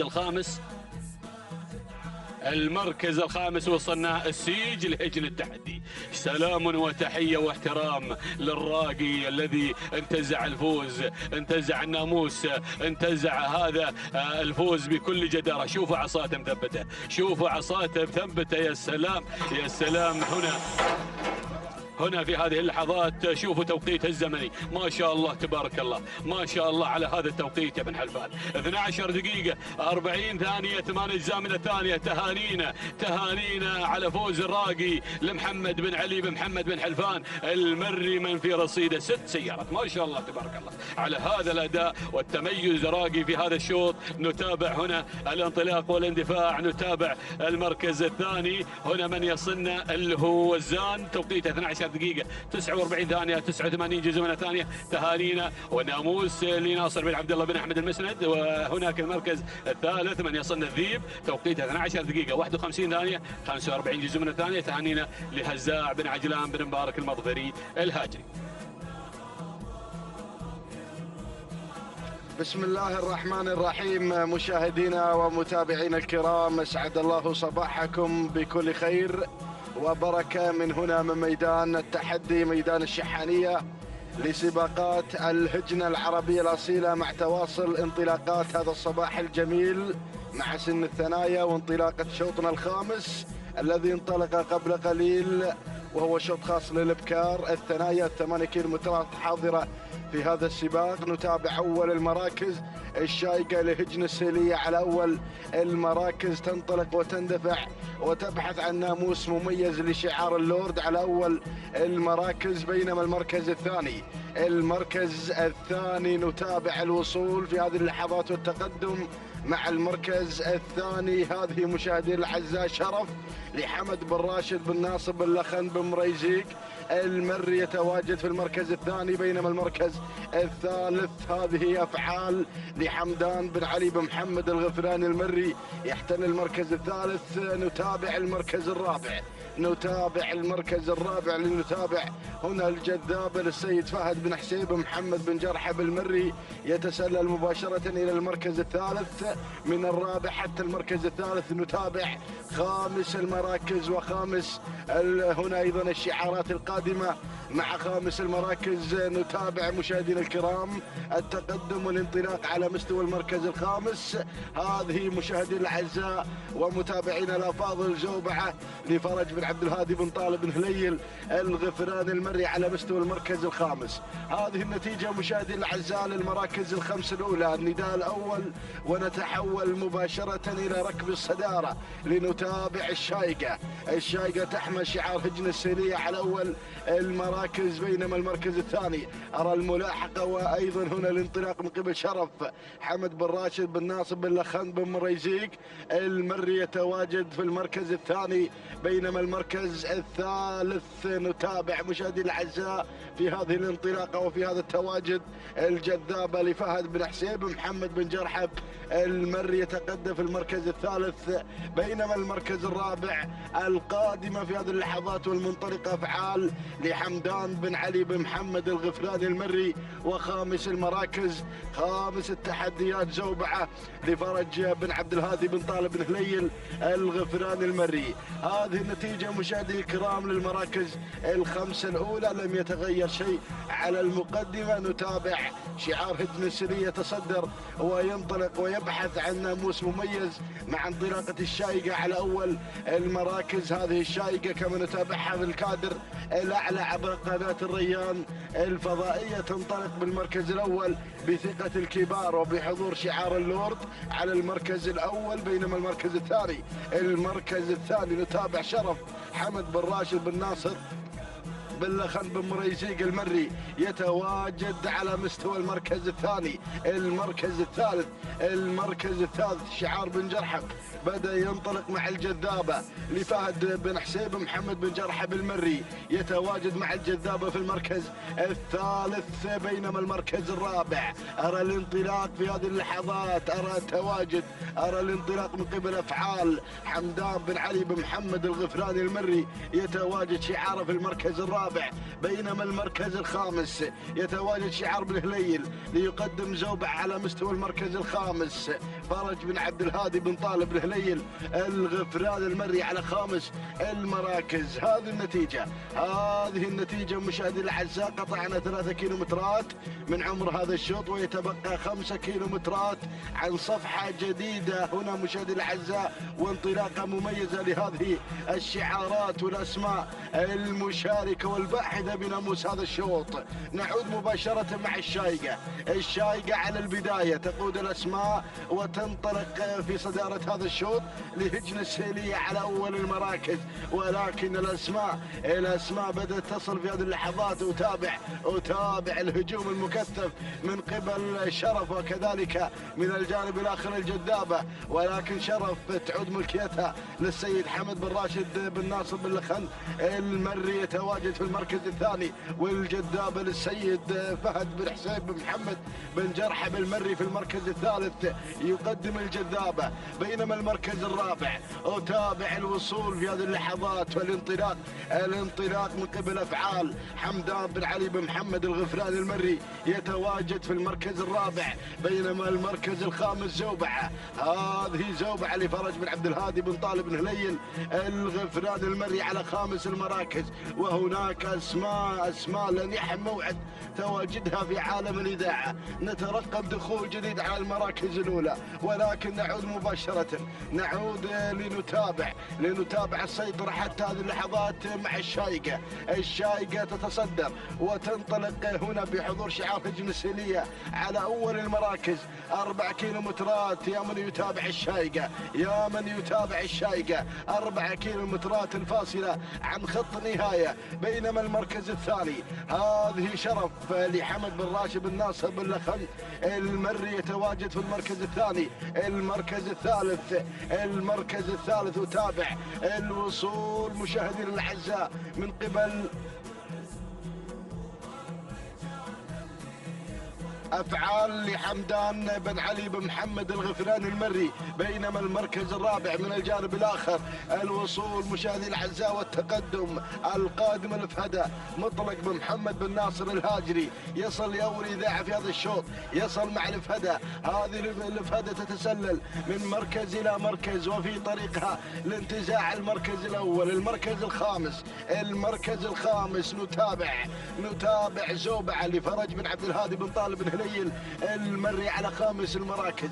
هكذا مشاهدي الأعزاء يا من يتابع قناة الريان الفضائية الناقلة لكم تحديات وانطلاقات ميدان التحدي في هذا السباق المحلي السادس. نتابع الأسماء المشاركة في هذا الشوط ونعود مباشرة مع الشايقة المحافظة حتى هذه اللحظة على المركز الأول، المحافظة على هذا المركز المتقدم. الشايقة على البداية لهجن السيلية، ولكن بدأت المعركة مبكرة مشاهدي الأعزاء من قبل الفهدى للسيد مطلق بن محمد بن ناصر الهاجري. يصل مع ثاني المراكز ليقدم الفهدى مع المركز الثاني. بينما المركز الثالث مع بوابة العبور لائحة 3 كيلومترات الفاصلة عن خط النهاية. وتابع شرف لحمد بن راشد بن ناصر بن لخن المري يتقدم في المركز الثالث. بينما المركز الرابع الحضور من قبل أفعال حمدان بن علي بن محمد الغفراني المري. وخامس المراكز خامس التحديات زوبعة لفرج بن عبد الهادي بن طالب بن هليل الغفراني المري على مستوى المركز الخامس. هذه النتيجة مشاهدي الأعزاء. بدينا مع المنعطف الأخير والاتجاه المستقيم إلى خط نهاية. نتابع الأسماء، نتابع الشايقة والفهدى في معركة مميزة، معركة ثنائية حتى هذه اللحظات ما بين الشايقة والفهدى. وهنا الأسماء القادمة. أتابع الهجوم المكثف من قبل أفعال تصل في المركز الثالث. نتابع المركز الرابع مع شرف. بينما المركز الخامس اسم جديد بدأ ينضم إلى دائرة النداء والإذاعة. تصل الاتحادية لخميس بن محمد بن خميس بن عويضة المريخي وكذلك شعار بن دلموك والأسماء القادمة يا سلام. ولكن نعود مشاهدي الأعزاء إلى المقدمة لنتابع الشايقة تحمل شعار اللورد، شعار هجن السيلية على مقدمة هذا الشوط. ولكن الفهدى للسيد مطلق بن محمد بن ناصر الهاجري يتواجد في المركز الثاني. المركز الثالث أرى الانطلاق مشاهدي الأعزاء من قبل أفعال هنا مشاهدي الأعزاء لحمدان بن علي بن محمد الغفران المري. وهنا أيضا وصول مميز من قبل الاتحادية، خميس بن محمد بن خميس بن عويضة المريخي يقدم الاتحادية في المركز الرابع. المركز الخامس وصل الصدارة لفهد بن علي بن محمد بن صبيح المري يتواجد في المركز الخامس. هذه النتيجة مشاهدينا الأعزاء للمراكز الخمس الأولى، الفايف ستار على البداية، ولكن نذهب إلى ركب الصدارة. الله يا الشايقة مشاهدينا الأعزاء، وبدينا نقترب من الأمتار المميزة والخطيرة. 1500 متر 1500 متر عن الناموس، عن الفوز. ركز اللورد منذ انطلاقة الشوط وهو على الصدارة، ولكن الاتحادية القادمة بكل قوة بتحدياتها الجميلة. الاتحادية تتحد قواها مباشرة إلى المركز الأول. خميس بن محمد بن خميس بن عويضة المريخي، ولكن الفدا مطرق بن محمد بن ناصر الهاجري في المركز الثالث. نتابع المركز الرابع صدارة فهد بن علي بن محمد بن صبيح يتواجد في المركز الرابع. وخامس التحديات أفعال، وكذلك وصول مميز من قبل شعار الجريان. خامس التحديات أفعال لحمدان بن علي بن محمد الغفران المري. ولكن نعود إلى الاتحادية تتحد مع الكيلو المتر الأخير أهالي روضة راشد. وهنا محمد الهاشمي في المتابعة والتضمير. ركز التركيز مطلوب في هذا الشوط. أهالي روضة راشد يطالبون بالناموس المميز مع الاتحادية. خميس بن محمد بن خميس بن عويضة المريخي، ولكن الله يا الشايقة. وكذلك الشعار الأنيق يصل مع نسيم ناصر بن عبد الله بن أحمد المسند، يصل في هذا الإبداع الكبير ليقدم نسيم في المركز الثاني. ولكن نذهب إلى الاتحادية في الأمتار الأخيرة في اللحظات الخطيرة. الاتحادية مع المريخي، ولكن هنا الأنيق ناصر بن عبد الله بن أحمد المسند مع نسيم مع البداية. نسيم مشاهدي الأعزاء تقتحم المركز الأول، تنطلق في صدارة هذا الشوط، تنتزع المركز الأول. هذه نسيم مشاهدينا الأعزاء. ناصر بن عبد الله بن أحمد المسند ممثل الخور الدائم هنا يتواجد على الصدارة. ينطلق مشاهدي الأعزاء مع الحزام الأخضر مع اللحظات الخطيرة. ولكن شعار الجريان قادم بكل قوة ليعلن التحدي والتواجد في هذه اللحظات. سليل خليفة بن حمد بن خليفة العطية، وهنا نسيم، وكذلك اسم جديد معركة مميزة توق. ولكن خلاص شعار الجريان يحفظ المركز الأول، ينتزع المركز الأول. هذه مشاهدي الأعزاء سليل. تهانينا والناموس لخليفة بن حمد بن خليفة العطية المركز الثاني. نسيم لناصر بن عبد الله بن حمد المسند المركز الثالث. توق لراشد بن حزام بن راشد بن عبد الله الزعبي المركز الرابع. نفل لخليفة بن حمد بن خليفة العطية المركز الخامس. جاءت في صدارة لفهد بن علي بن محمد بن صبيح المري. إذا مشاهدينا الأعزاء هذه المراكز الخمسة الأولى. تابعنا شوط مميز ما بين نسيم وكذلك صليل، ولكن صليل تنتزع هذا الناموس المميز في الأمتار الأخيرة وفي اللحظات الخطيرة. صليل تنتزع الناموس لمالكها خليفة بن حمد بن خليفة العطية. توقيت الزمن 12 دقيقة 46 ثانية 28 جزء من الثانية. تهانينا وناموس على هذا الفوز وعلى هذا الحضور المميز. المركز الثاني نسيم بشعار المسند، شعار الأنيق ناصر بن عبد الله بن حمد المسند، والتوقيت الزمن 12 دقيقة 46 ثانية و75 جزء من الثانية. تهانينا والناموس. المركز الثالث حلت فيه مشاهدينا الكرام توق لراشد بن حزام بن راشد بن عبد الله الزعبي، وتوقيت الزمن 12 دقيقة 47 ثانية و29 جزء من الثانية. تهانينا والناموس لجميع الفائزين.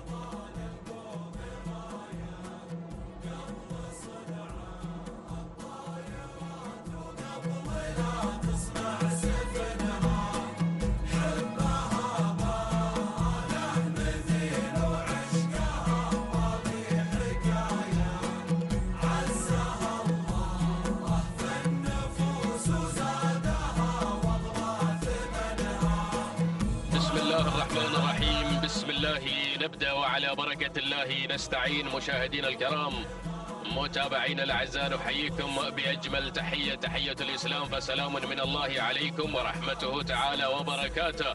نحييكم في صباح هذا اليوم الجمعة في 3 من يناير من عام 2020. ينطلق على بركة الله وتوفيقه في هذا الصباح تحدي جميل ومنافسات مع سن الثنايا مع شعارات أبناء القبائل، وعلى بركة الله يعلن وينطلق شوطنا السادس من مجموع أشواطنا في هذا الصباح. شوط يحمل لنا منافسات القعدان مع سن الثنايا ورحلة 8 كيلومترات. نتابع هذه الانطلاقة بجديد الإثارة والتحدي على أرضية الميدان، ونسير مباشرة إلى المقدمة وإلى الصدارة لنتابع الخمسة المراكز المتقدمة. ونبدأ مباشرة مع تقدم سراب أحمد بن محبوب بن مسعود الرمزان النعيمي، من يقدم سراب على المركز الأول وصدارة هذا الشوط. أول الأسماء المنطلقة والمدشنة لعالم الإذاعة، بينما النقلة مع المركز الثاني نتابع الباز بشعار هجن السيلية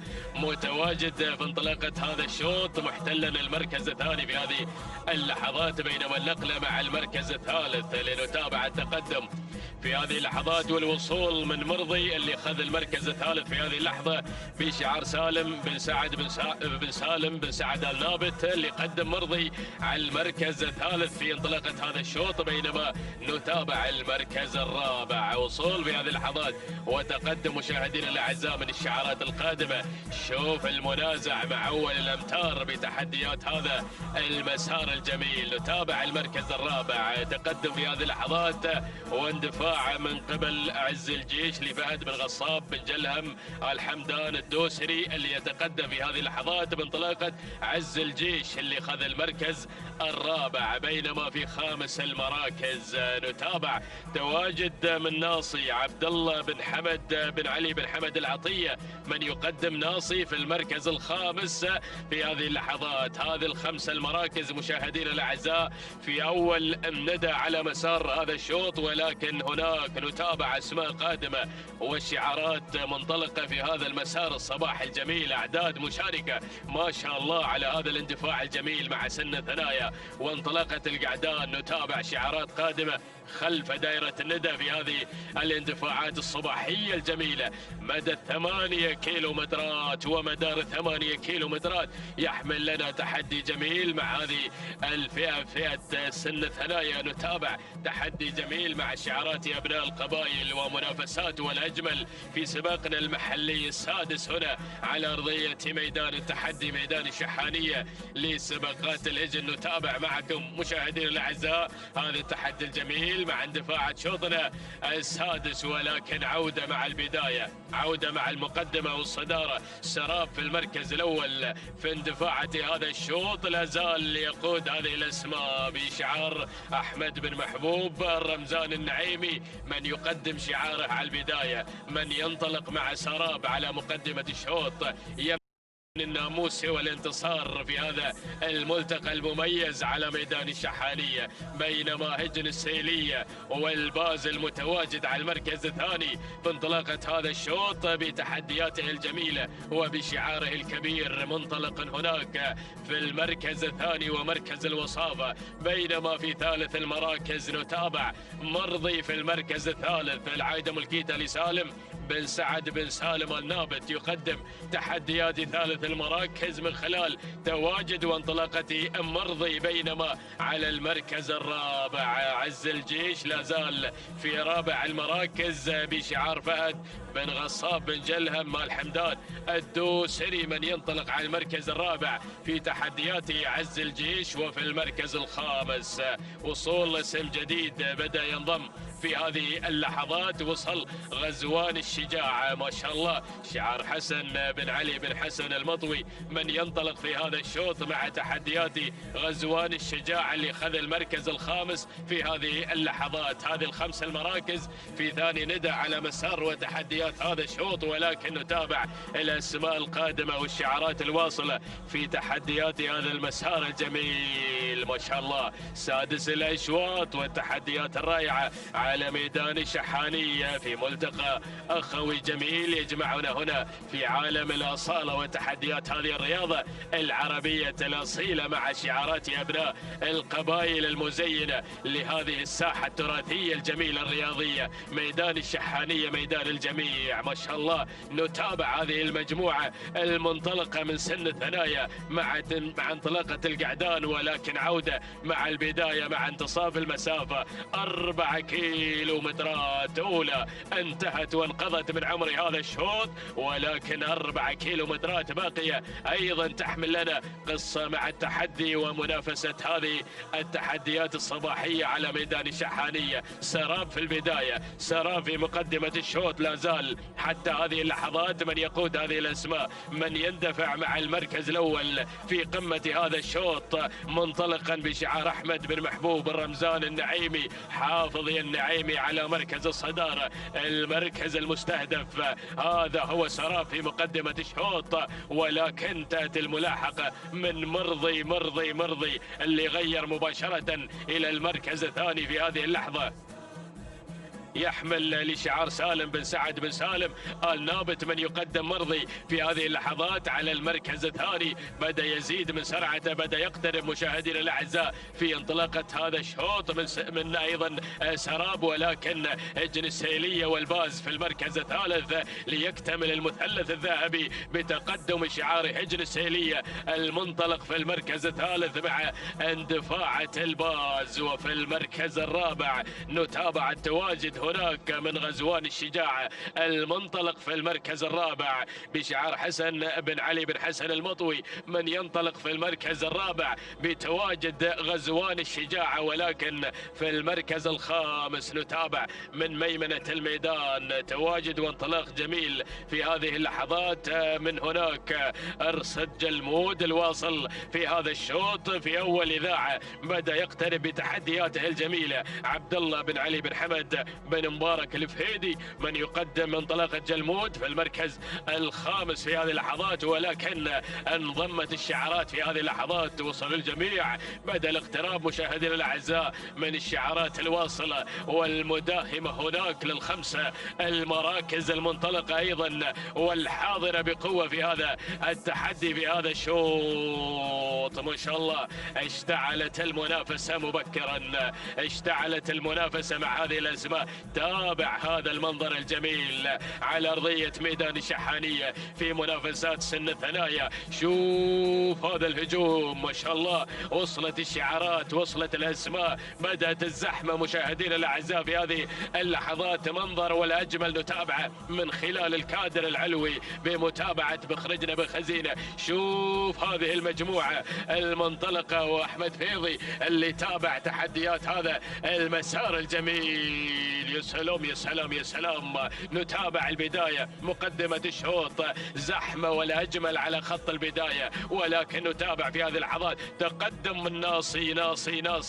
بدأ يتقدم في هذا الشوط عبد الله بن حمد بن علي العطية. من يقدم ناصي في المركز الأول وفي الصدارة، بينما جلمود في المركز الثاني. نتابع تحديات شعار بن كاظم عبد الله بن علي بن حمد بن مبارك الفهيدي. من يقدم جلمود على المركز الثاني، وفي ثالث المراكز وصول اسم جديد بدأ ينضم في هذه اللحظات شعار بن نايفة مع عماش. يتقدم عبد الهادي بن عبد الله بن محمد بن نايف الهاجري، ولكن سراب بدأ يستعيد حقوقه المنهوبة. بدأ يتقدم مشاهدينا الأعزاء في تحديات الشوط أحمد بن محبوب الرمزان النعيمي، وبدأ ينضم في هذه اللحظات شعار الشنجل القادم بقوة في هذا الشوط مع تحديات مبلش. سالم بن ناصر بن محمد بن ناصر الشنجل يتقدم في هذا الأداء الجميل، ووصول أيضا وتقدم جميل. نتابع من خلال تواجد مبلش ناصر بن شافي بن حمود العجمي، ولكن شعار بالعرج أيضا الذي بدأ ينضم في هذه اللحظات بدأ يجاوز من مركز إلى آخر.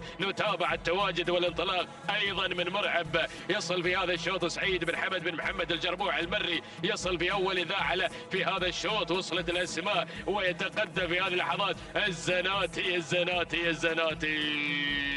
وصل شعار الأنيق ناصر بن عبد الله بن أحمد المسند. يا سلام على التحديات الرائعة. مشاهدينا الأعزاء نقترب في هذه اللحظات من بوابة الإعلان. ما شاء الله تبارك الرحمن، بدأت السرعية بالعرج. ركز مع الانطلاق الجميل في مقدمة الشوط مع تحدياته مرعب على المقدمة على الصدارة مع الكيلومتر الأخير. جسر العبور إلى الناموس إلى الانتصار، ولكن جلمود بن كاظم نتابعه من ميمنة الميدان القادم بقوة في هذا الشوط. عبد الله بن علي بن حمد بن مبارك الفهيدي، ولكن نتابع تواجد وانطلاق جميل أيضا في هذه اللحظات من خلال انطلاقة مبلش في هذه اللحظات، ولكن بالعرج يغير إلى الصدارة، يقتحم المركز الأول في تحديات الشوط. جلمود على المركز الثاني، في المركز الثالث مبلش، وفي المركز الرابع نتابع تواجد وانطلاق مع مبلش ناصر بن شاوي بن حمود العجمي وشعار الشنجل وشعار بن نايف القادم. بدأ التحدي، بدأت الإثارة، بدأ الانطلاق مشاهدينا الأعزاء، وهذا هو الصراع مع اللحظات الأخيرة، مع أمتار الصراع، مع أمتار النزاع، مع اللحظات، مع الناموس. ما شاء الله أبناء ميدان الشهيد حاضرين بقوة في هذا الشوط، ولكن المنافسة الحادة ما بين مرعب وما بين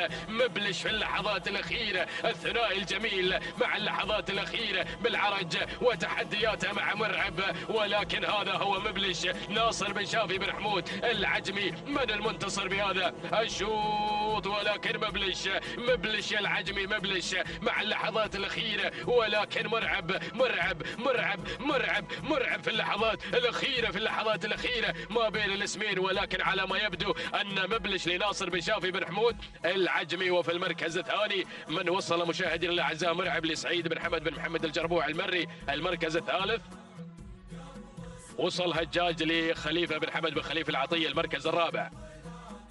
المركز الرابع جلمود لعبد الله بن علي بن حمد بن مبارك الفهيدي. المركز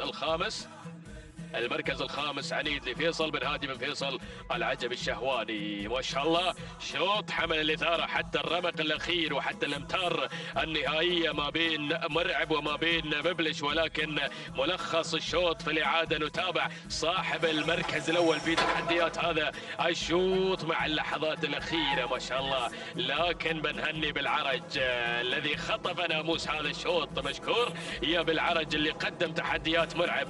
سعيد بن حمد بن محمد الجربوع المري نهنيه الناموس والانتصار. قاطع المسافة في 12 دقيقة 39 ثانية 76 جزء من الثانية. تهانينا لسعيد بن حمد بن محمد الجربوع المري على فوز مرعب بالمركز الأول في تحديات هذا الشوط.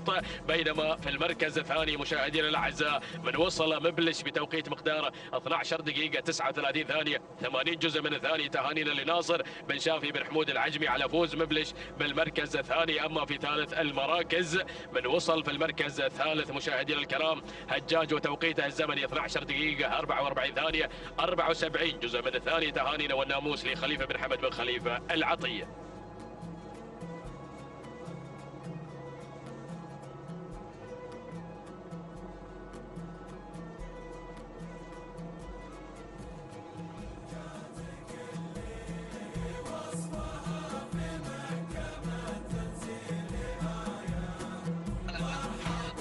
بسم الله الرحمن الرحيم. أيها الحفل الكريم، مشاهدينا متابعينا الكرام، أسعد الله صباحكم وجميع أوقاتكم بكل خير ومحبة وسلام.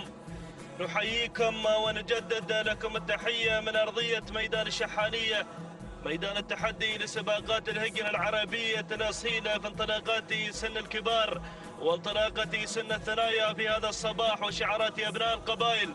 يسير شوطنا السابع الخاص بالثنايا والثمانية كيلومترات ضمن السباق المحلي السادس في مرحلته الثانية. نسير مشاهدينا الكرام مع هذا الشوط الذي يحمل لنا هذه الأسماء والشعارات المميزة الحاضرة في هذا الانطلاق والمسار الرائع. مباشرة نسير مع البداية مع المركز الأول، أول الأسماء الحاضرة والمنطلقة هناك مع بداية هذا الشوط. الوصول من سيادة صالح بن مسلم بن طالب بن عقيل من يقدم لنا شعاره وتحدياته المميزة والجميلة هناك مع بداية هذا الانطلاق والمسار المميز. نتابع وناخذ المركز الثاني القدوم والوصول مشاهدينا الكرام من قبل الذيبة سعيد بن راشد بن صالح الجربوعي المري من يقدم لنا شعاره وتحدياته مع ثاني التحديات المركز الثالث. وصول وقدوم من أوبار تصل في هذا المسار بشعار حمد بن محمد بن سالم الوهيبي شعار ممثل السلطنة الدايم يقدم لنا تحدياته المميزة ليكون ممثلا لأبناء سلطنة عمان في هذا الانطلاق والمسار المميز. نتابع وناخذ المركز الرابع اللي وصلت وتقدمت في هذا المسار شعار بن سالمين يقدم لنا تحدياته المميزة والجميلة من خلال تواجد نوف سعيد بن جار الله بن سعيد بن جار الله بن سالمين المري. هناك ايضا تاخذ المركز الاول في هذا المسار المميز والجميل. نتابع الوصول والتقدم في هذا المسار من اللي وصلت في هذا الانطلاق منصة جابر بن متعب بن جابر آل منخس المري يصل بتحدياته ايضا المميزة والجميلة من خلال تواجد منصة في هذا المسار. نتابع ايضا القدوم من ميمنة الميدان اللي وصلت في هذا المسار شعار ايضا بالعرج يتقدم من الجانب الاخر مقدما لنا انطلاقة الذيبة في هذا المسار. هكذا هي الاسماء الخمسة الاولى المتقدمة في هذا المسار المميز والجميل والرائع. ولكن العودة مع البداية العودة مع المركز الاول وصدارة هذا الشوط. يا سلام تابع هناك القيادة مع نوف سعيد بن جار الله بن سعيد بن جار الله بن سالمين شعار ايضا ابو حمد يقدم لنا تحدياته المميزة والجميلة من خلال ايضا انطلاقة نوف مع البداية مع المركز الاول. بينما المركز الثاني وتابع وبار من تصل مع المركز الثاني شعار حمد بن محمد بن سالم الوهيبي يقدم لنا ايضا انطلاقة هناك وبار مع المركز الثاني. المركز الثالث ثالث التحديات الوصول والتقدم في هذا المسار المميز والجميل. هناك اللي واصله في هذا الانطلاق من الجانب الاخر تتقدم ارصاد طالب بن فرج بن هادي بن هليل الغفراني يتقدم في هذا المسار المميز والجميل ويقدم لنا ايضا انطلاقة ارصاد في هذا الانطلاق. وتابع المركز الرابع اللي وصلت في هذه اللحظات شعار هجن السيلية يتقدم من خلال تواجد ايضا هنا شديدة هجن السيلية تقدم لنا هذا الاسم مع المركز الرابع والمركز الخامس شعار بالعرج من ميمنة الميدان يتقدم في هذا الانطلاق المميز والجميل والرائع. ايضا يقدم لنا شعاره من خلال تواجد الذيبة سعيد بن راشد بن صالح الجربوعي المري مع المركز الخامس. هكذا هي الخمسة الاسماء الاولى المتقدمة في هذا الانطلاق والمسار المميز مشاهدينا متابعينا الكرام. ولكن العودة مع البداية العودة مع صدارة هذا الشوط نوف لا تزال هي سيدة الموقف وقائدة لهذا الانطلاق والمسار المميز والجميل. مع البداية سعيد بن جار الله بن سعيد بن جار الله بن سالمين من يقدم لنا تحدياته المميزة والجميلة والرائعة. هناك مع البداية نتابع المركز الثاني التقدم والوصول مع ثاني التحديات شعار بن هليل يقدم لنا ايضا انطلاقة شعاره المميز مع ثاني التحديات من خلال تواجد ايضا هناك ارصاد طالب بن فرج بن هادي بن هليل الغفراني. بينما أتابع المركز الثالث شعار حمد بن محمد بن سالم الوهيبي يقدم لنا ايضا انطلاقة شعاره مع المركز الثالث. المركز الرابع وتابع الوصول والتقدم في هذا الانطلاق اللي وصلت في هذا المسار المميز والجميل. وصول هنا مشاهدينا الكرام من مغادرة عبد الله بن جار الله بن علي البخيت يصل ايضا شعاره ومقدمه لنا انطلاقة هنا ايضا مشاهدينا الكرام مغادرة مع المركز الرابع. المركز الخامس وصول وتقدم من شديدة لهجن السيرية مع المركز الخامس. هكذا هي الاسماء الخمسة الاولى مشاهدينا الكرام مع انتصاف المسافة قضينا 4 كيلو متر ويتبقى لنا 4 كيلو متر في هذا المسار المميز والجميل. اسماء حاضرة وشعارات ايضا حاضرة في هذا المسار المميز والجميل. شعارات صالت وجالت في عالم سباقات الهجن العربية الأصيلة. لكن العودة مع البداية نعود مع صدارة هذا الشوط مع شعار بن هليل الذي بدأ يسير ويخطف الصدارة هناك مع المركز الأول من خلال تواجد أيضا أرصاد مع البداية مع صدارة هذا الشوط طالب بن بن فرج بن هادي بن هليل الغفراني مع المركز الأول وصدارة هذا الشوط، بينما نتابع المركز الثاني من تقدم من ميمنة الميدان شعار الزعبي. يبدو لي هناك من الجانب الآخر يتقدم في هذا المسار شعار المغامر سعيد بن بطي الزعبي، مقدما أيضا انطلاقة شعاره المميز والجميل من خلال تواجد جزلة راشد بن بطي الزعبي يصل بتحدياته المميزة والجميلة مع جزلة مع المركز الثاني. المركز الثالث وصول وتقدم مع ثالث المراكز في هذا الانطلاق شعار بن سالمين يتقدم من خلال تواجد نوف مع المركز الثالث في هذا المسار والانطلاق المميز سعيد بن جار الله بن سعيد بن جار الله بن سالمين مع المركز الثالث، بينما يتابع المركز الرابع شعار البخيت يتقدم مع مغادرة مع المركز الرابع. هنا يقدم لنا مغادرة عبد الله بن جار الله بن علي البخيت، والمركز الخامس شعار حمد بن محمد بن سالم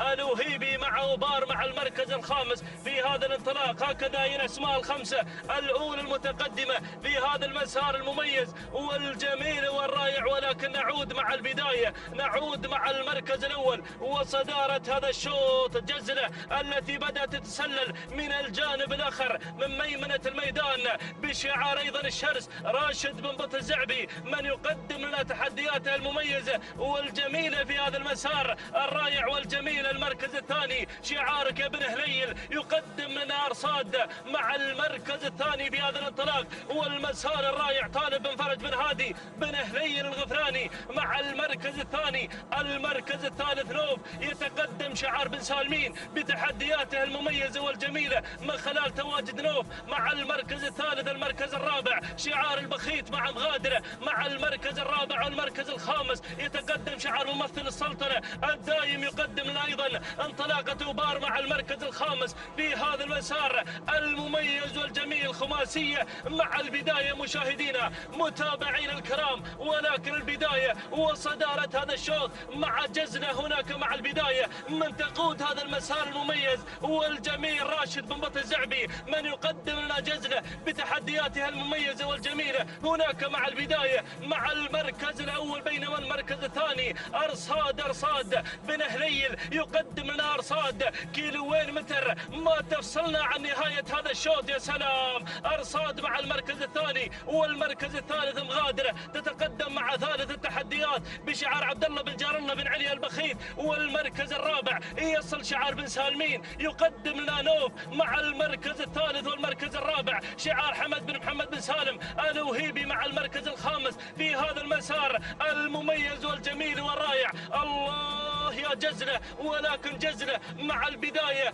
جزلة مع صدارة هذا الشوط راشد بن بطي الزعبي من يقدم لنا جزلة بتحدياتها المميزة والجميلة مع المركز الأول. لكن شوف اللي وصلت في هذه اللحظات، وصل العطية يقدم لنا تحدياته المميزة وأيضا وصول والتقدم في هذا المسار من قبل العفريت سعد بن نهار بن ناصر بن ماجد النعيمي. وصل شعار النعيمي يقدم لنا تحدياته في أول نداء أيضا الانطلاقة مشاهدينا الكرام من العفريت في هذا المسار، وأيضا وصول من شعار العطية. ووصلت هنا منصة جابر بن متعب بن جابر آل منخس المري، ولكن عودة مع البداية، نعود مع الصدارة. أوبار تتسلل وتخطف الصدارة في هذا المسار. حمد بن محمد بن سالم الوهيبي من يقدم لنا شعاره وتحدياته المميزة والجميلة مع البداية، بينما المركز الثاني شعار بن نهار يقدم لنا أيضا انطلاقة العفريت. والمركز الثالث شوف اللي وصلت في هذا المسار، وصل اسم جديد، وصلت جوبا فرج بن حمد بن عليان بريس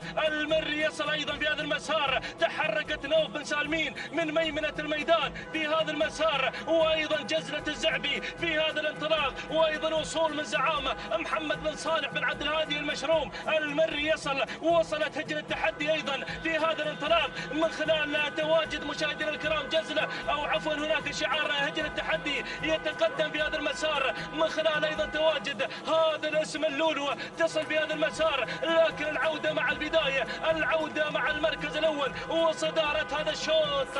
أوبار مع البداية مع المركز الأول مع الصدارة، ولكن ميمنة الميدان جزلة مع المركز الثاني تتقدم في هذا المسار. المركز الثالث اللولو تصل في هذا المسار. هجن التحدي مع المركز الثالث. المركز الرابع نوف بن سالمي، والمركز الخامس قدوم هناك من جوبة فرج بن حمد بن علي آل بريس. ولكن الله يا سلام، أوبار يبدو لي سلام إلى السلطنة سلام، مع شعار ممثل السلطنة الدايم يقدم لنا أوبار حمد بن محمد بن سالم آل وهيبي مع البداية مع المركز الأول مع صدارة هذا الشوط. سلام السلطنة، سلام السلطنة، سلام ممثل السلطنة الدايم حمد بن محمد بن سالم آل وهيبي يقدم لنا أوبار. سلام أيضا إلى منجم السبق الأبيض، تهانينا والناموس وأسعد الله صباحكم يا أهالي السلطنة على هذا الفوز وهذا الانتصار والعرض المميز. تهانينا والناموس على هذا الفوز. المركز الثاني وصلت جزلة مع المركز الثاني راشد بن بط الزعبي.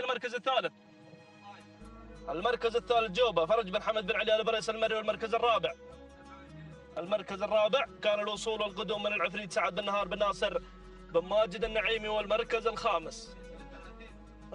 الخامس كان الوصول من اللولو لهجن التحدي. هكذا مشاهدينا الكرام متابعين الافاضل تابعنا هذا الشوط، ولكن حضر شعار ممثل السلطنة الدايم ليقدم الانطلاقة أوبار ليهدي أبناء سلطنة عمان هذا الناموس الصباحي هنا من أرضية ميدان التحدي. 12 دقيقة 37 ثانية 21 جزء من الثانية هو توقيت أوبار. تهانينا والناموس لحمد بن محمد بن سالم آل وهيبي على هذا الفوز وهذا الانتصار. المركز الثاني حضرت جزلة مع المركز الثاني وتوقيتها الزمني 12 دقيقة 41 ثانية 60 جزء من الثانية. تهانينا والناموس مشاهدينا الكرام لراشد بن بط الزعبي. المركز الثالث كان الوصول القدوم من جوبة وتوقيت الزمن 12 دقيقة 42 ثانية 30 جزء من الثانية. تهانينا والناموس لفرج بن حمد بن علي آل بريس المر.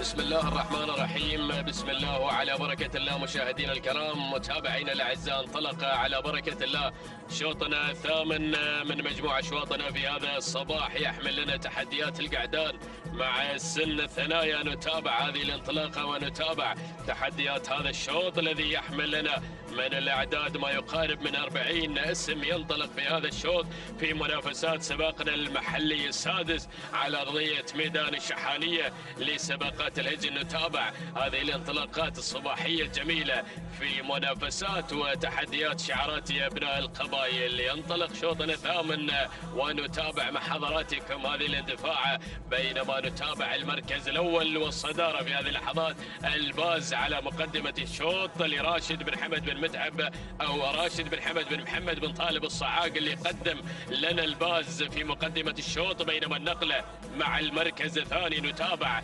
سليل من هجن السيلية المتواجد في انطلاقة هذا الشوط، بينما على المركز الثالث نتابع التواجد في هذه اللحظات من الباز بشعار عبد الله بن علي بن عبد الله بن مسفر بن سفران من يقدم الباز على المركز الثالث. وفي رابع المراكز الاسم المتقدم في هذه اللحظات نتابع وصول من رعد بشعار مبارك بن صالح بن هادي المحامض اليامي. وصل اليامي وشعاره على المركز الرابع من خلال تقدم رعد في هذه اللحظات. وفي المركز الخامس من ميمنة الميدان نتابع التواجد في هذه اللحظات والتقدم من همهوم اللي يتقدم بشعار فرج بن حمد بن علي آل بريس المري من ينطلق في المركز الخامس. هذه الخمس المراكز مشاهدينا الأعزاء متابعينا الكرام في أول إذاعة لها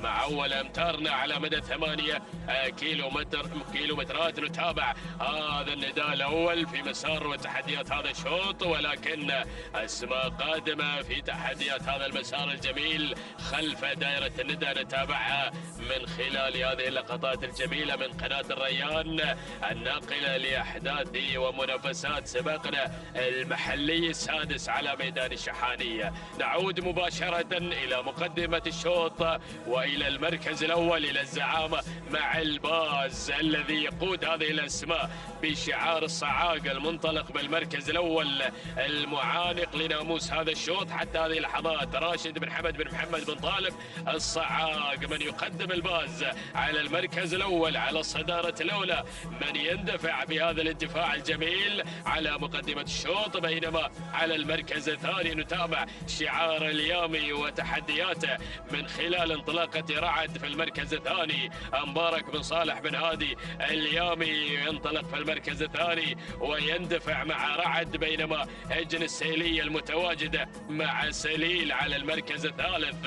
المندفع هناك في هذا الشوط هذا هو سليل اللي اخذ المركز الثالث من هجن السيلية، ولكن المركز الرابع نتابع التواجد والانطلاق والتحدي من همهوم الذي يصل بشعار فرج بن حمد بن علي البريص المري من يقدم تحدياته على المركز الرابع وفي خامس المراكز.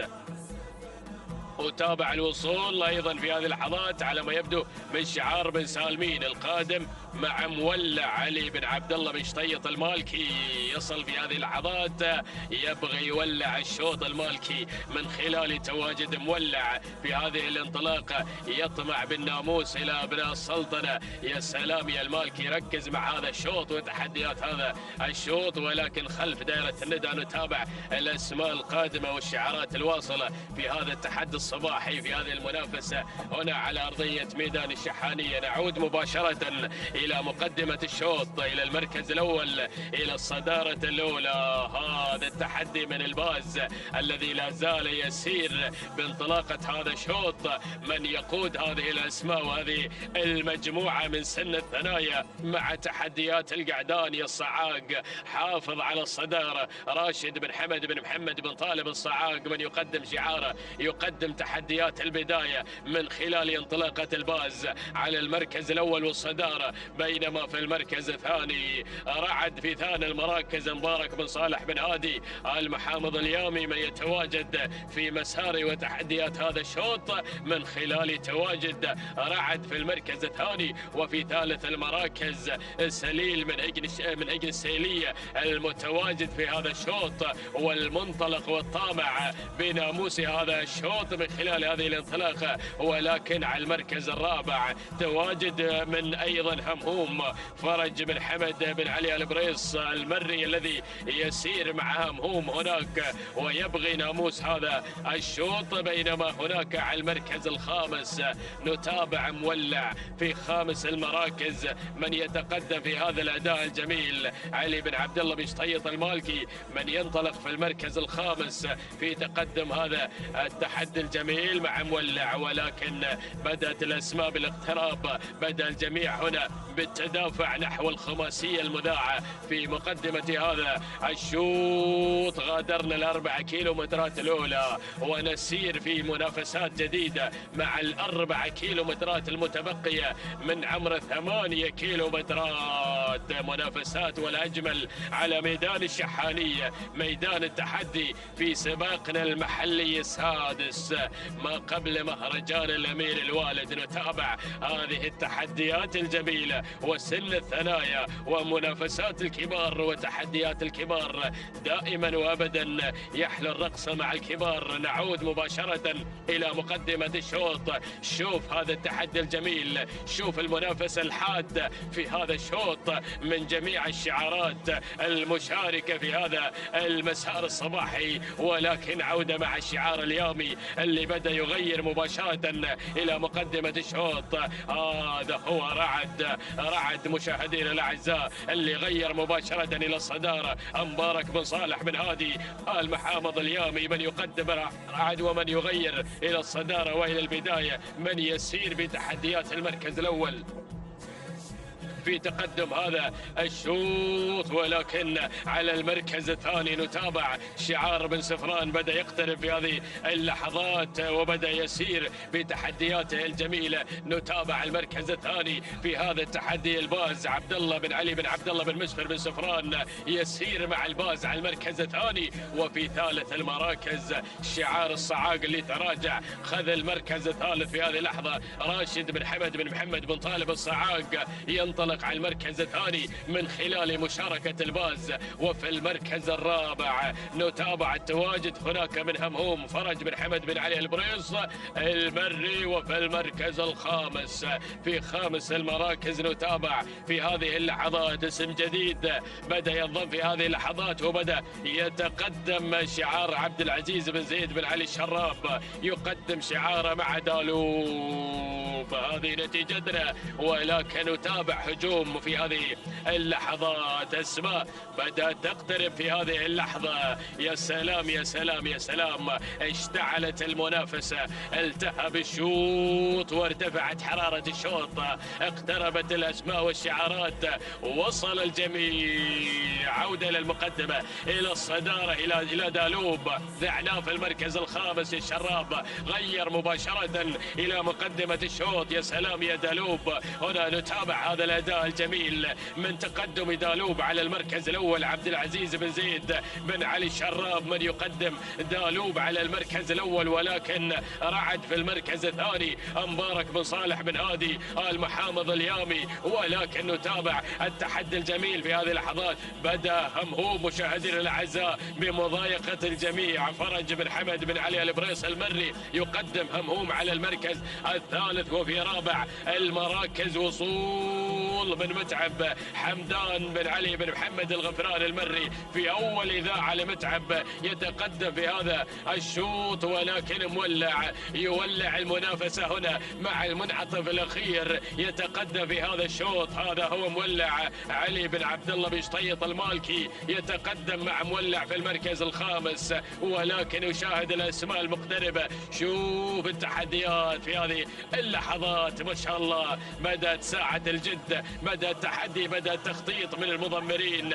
لنيل ناموس هذا الشوط. ولكن أشوف انفرادة على المقدمة، أشوف تحدي على البداية. هذه الانطلاقة اللي نتابعها مع دالوب. ودالوب في مقدمة الشوط في المركز الأول. وين موقعنا على ما يبدو؟ على مشارف البوابة الأخيرة، على مشارف البوابة الأخيرة مع الأمتار النهائية يعني الكيلومتر الأخير. يا سلام يا شراب اللي قدم دالوب على المركز الأول عبد العزيز بن زيد بن علي الشراب من ينطلق مع دالوب على المركز الأول والصدارة. مولع في المركز الثاني المالكي مولع في ثاني المراكز. نتابع علي بن عبد الله بن شطيط بن سالم المالكي. وفي المركز الثالث يتحرك في هذه اللحظات متعب حمدان بن علي بن محمد الغفران المري قادم في هذا الشوط شعار بن حلفان. يا سلام يا سلام يا سلام. بدأ الانطلاق، بدأ التحدي هنا مع الحزام الأخضر. ولكن الشراب وتحدياته الجميلة مع دالوب على المركز الأول والصدارة. متعب في المركز الثاني، مولع في ثالث المراكز. المركز الرابع معتاد يصل في أول إذاعة بشعار حمد بن صالح بن ناصر بن دلموك. ولكن عودة مع المقدمة مع الصدارة مع دالوب على مقدمة الشوط. يا سلام يا سلام يا سلام. 400 متر الأخيرة وهذا هو دالوب الأقرب للناموس عبد العزيز بن زيد بن علي الشراب من يقدم تحدياته. ولكن متعب بن حلفان يشعلها في اللحظات الأخيرة وفي الأمتار الذباحة ما شاء الله. متعب أتعب الجميع، أتعبت الجميع يا بن حلفان مع اللحظات الأخيرة. حمدان بن علي بن محمد الغفران المري مشكور يا بن حلفان. متعب من يخطف الناموس، يخطف الانتصار مع اللحظات الأخيرة. وهذا هو متعب يمر أمام المقصورة الرئيسية ليعلن نفسه بطلا لهذا الشوط. تهانينا والناموس. بينما المركز الثاني من وصل في ثاني المراكز دالوب عبد العزيز بن زيد بن علي الشراب. المركز الثالث البازلي صالح بن حنظل الطلاب الفهيد. المركز الرابع معجز لعبيد بن حمد بن بريك بن لحيمر المري. المركز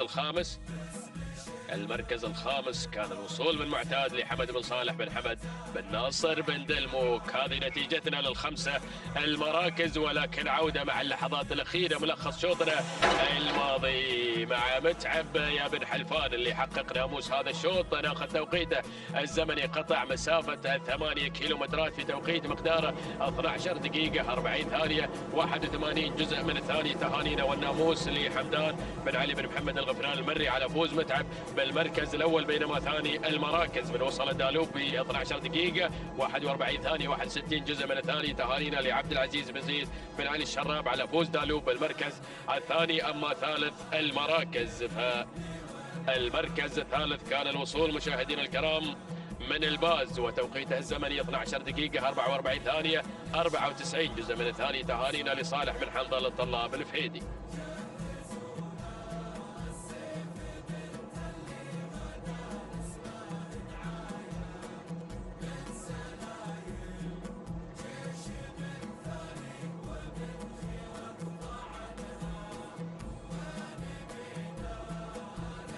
التواصل مستمر مشاهدينا الكرام، متابعينا الافاضل، وانطلاقاتنا مستمره من ارضيه ميدان الشحانيه، ميدان التحدي لسباقات الهجرة العربية الأصيلة في هذه الفترة الصباحية التي تحمل الانطلاقات سن الثنايا والثمانية كيلومترات وشعارات أبناء القبائل. هنا يسير شوطنا التاسع الخاص بالابكار الثنايا، نسير مع هذه الأسماء وهذه الشعارات المميزة الحاضرة والمنطلقة بين حنايا هذا الميدان. مشاهدينا الكرام، نسير مع بداية هذا الشوط، نسير مع هذا الانطلاق المميز والجميل والبداية والمركز الأول هجن السيلية من تتقدم هناك مع البداية من خلال تواجد هلا هناك مع المركز الأول وصدارة هذا الشوط. البداية مع أيضا انطلاقة هجن السيلية من تتقدم بهذا المسار المميز والجميل والرائع هناك مع البداية، بينما نتابع المركز الثاني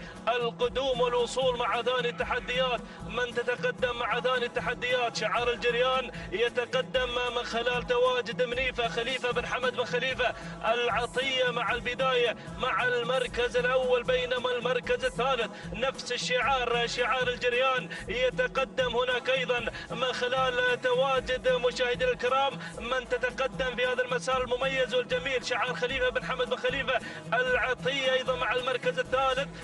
هناك مع تواجد مشاهدينا الكرام حيلة خليفة بن حمد بن خليفة العطية نعم تتقدم مع المركز الثالث، ولكن دخول في هذه اللحظات من قبل فهدة حمد بن ثلاث بن حمد الشهواني. يصل أيضا الشهواني يقدم لنا تحدياته المميزة والجميلة. نتابع وناخذ المركز الرابع، الوصول والقدوم مع المركز الرابع اللي وصلت في هذا المسار رافال علي بن عبد الهادي بن علي الغيثاني المري من يقدم لنا رافال في هذا المسار المميز والجميل مع المركز الرابع والمركز الخامس. نتابع وناخذ المركز الخامس اللي واصله في هذا المسار. تتقدم هناك مشاهدينا الكرام ايضا الوصول من حماس فيصل بن محسن بن عبد الهادي بن علي بن نديلة. هكذا هي الأسماء الخمسة المتقدمة الأولى. مشاهدينا الكرام متابعينا الأفاضل عشاق الأصالة والتراث محبين رياضة سباقات الهجن العربية الأصيلة، نداءنا الأول أنهيناه على مسامعكم، ولكن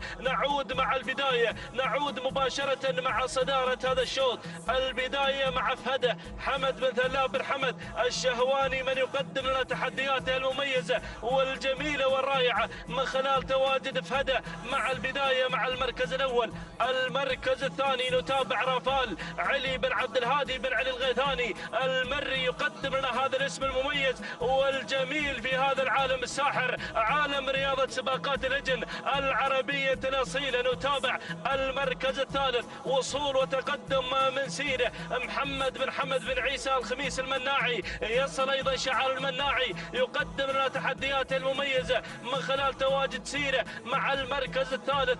المركز الرابع شعار هجن السيلية يتقدم في هذا المسار من خلال تواجد هلا في هذا الانطلاق المميز والجميل. المركز الرابع أو الخامس هناك من الجانب الآخر شعار ممثل الجريان يتقدم مع تواجد منيفة خليفة بن حمد بن خليفة العطية مع المركز الثالث أو الخامس في هذا المسار المميز والجميل. هكذا هي الأسماء الخمسة الأولى المتقدمة في هذا الانطلاق الرائع والجميل، ولكن البداية وصدارة هذا الشوط هناك لا تزال بقيادة شعار الشهواني الذي يقدم لنا أيضا فهده حمد بن ثلاب بن حمد الشهواني الهاجري، يقدم لنا تحدياته المميزة والجميلة هناك مع البداية من خلال تواجد فهده. هناك القائدة لهذا المسار المميز والجميل والرائع، المركز الثاني رافال علي بن عبد الهادي بن علي الغيثاني المري، بينما المركز الثالث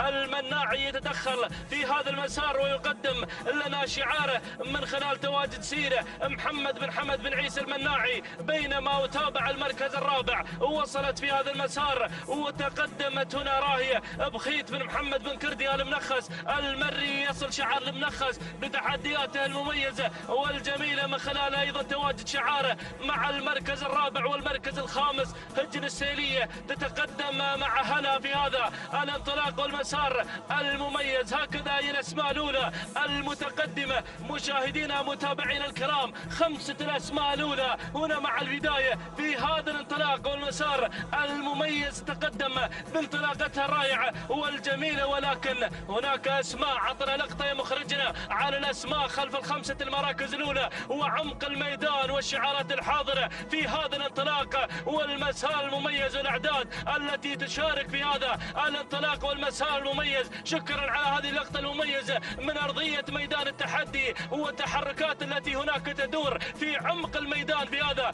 المسار المميز. هنا في الكادر السفلي على قناة الريان تتابعون الشعارات والأسماء الحاضرة خلف ال5 المراكز الأولى. مشاهدينا الكرام 4 كيلومتر تجاوزناها في هذا المسار ويتبقى لنا 4 كيلومتر سوف تكون فيها حاضر أيضا المنافسة والندية الكبيرة، ولكن البداية وصدارة هذا الشوط غير شعار المنخس من خلال تواجد هناك راهية بخيت بن محمد بن كردي المنخس المري من يقدم لنا انطلاقة شعارها المميز والجميل مع البداية وصدارة هذا الشوط، بينما المركز الثاني نتابع مع المركز الثاني فهده حمد بن ثلاب بن حمد الشهواني مع المركز الثاني، والمركز الثالث هجن السيلية تقدم لنا هلا في هذا المسار المميز والجميل. المركز الرابع ناخذ المركز الرابع، تتقدم هنا رافال علي بن عبد الهادي بن علي الغيثاني المري، يقدم لنا ايضا هذا الاسم مع المركز الرابع. المركز الخامس شعارك المناعي مع تواجد هنا ايضا سيره محمد بن حمد بن عيسى ايضا المناعي يتقدم مع المركز الخامس في هذا الانطلاق الرائع والجميل. يا سلام على هذه الاسماء والشعارات الحاضره في هذا الانطلاق والمسار المميز والجميل، مسار 8 كيلومترات، ولكن العوده مع البدايه هلا من تتقدم الجموع في هذا المسار المميز والجميل بشعار ايضا هناك هجن السيليه تتقدم هذه الاسماء من خلال تواجد هذا الاسم الكبير مع البدايه مع المركز الأول هجن السيلية من تتقدم هناك مع البداية لتكون قائدة لهذا المسار المميز والجميل. نتابع المركز الثاني قدوم من شعار المنخس يقدم لنا تحدياته مع راهية بخيت بن محمد بن كردي المنخس المري مع المركز الثاني، بينما المركز الثالث نتابع هنا سيره محمد بن حمد بن عيسى الخميس المناعي مع المركز الثالث والمركز الرابع. وصول من رافال يتقدم شعار الغيثاني مع تواجد شعاره مع المركز الرابع. المركز الخامس وصل اسم جديد في هذا المسار، شعار الشهواني ايضا يصل، ولكن شعار الشراب من الجانب الاخر. وصلت هنا ظن خالد بن محمد بن علي بن سويري المري، يصل ايضا شعار بن سويري بتحدياته المميزة والجميلة في هذا الانطلاق، وأيضا وصول وتقدم وصلت في هذا المسار حدث مبارك بن سعيد الأجبع الخيارين، يصل شعار الخيارين بتحدياته المميزة والجميلة مع المركز الخامس. هكذا هي الأسماء الأولى المتقدمة في هذا المسار المميز والجميل، ولكن هجن السيرية من تتقدم هناك مع البداية مع انطلاقة هلا يتقدم شعار اللورد بتحدياته الرائعة والجميلة هناك مع البداية، بينما المركز الثاني شعار المنخس يتقدم مع البداية مع صدارة هذا الشوط من خلال أيضا تواجد هذا الاسم راهية بخيت بن محمد بن كردي آل منخس المري مع المركز الثاني. المركز الثالث نتابع شعار المناعي يتقدم مع المركز الثالث مع تواجد أيضا سيرة في هذا المسار، بينما نتابع المركز الرابع بن سويري يصل في هذا المسار مع ظن خالد بن محمد بن علي بن سويري المري، وأيضا وصول من شعار الغيثاني يتقدم في هذا الانطلاق والمسار المميز. ولكن موقعنا وين يا متابعين ويا مشاهدين؟ نقترب من لائحة 1500 متر الأخيرة والنهائية، وشعار اللورد من يتقدم مع البداية هجن السيلية مع هلا مع البداية، بينما نتابع المركز الثاني يتقدم شعار المنخس مع ثاني التحديات هنا مع راهية بخيت بن محمد بن كردي آل منخس المري مع المركز الثاني. والمركز الثالث بن سويري يصل مع أيضا هنا ظن خالد بن محمد بن علي بن سويري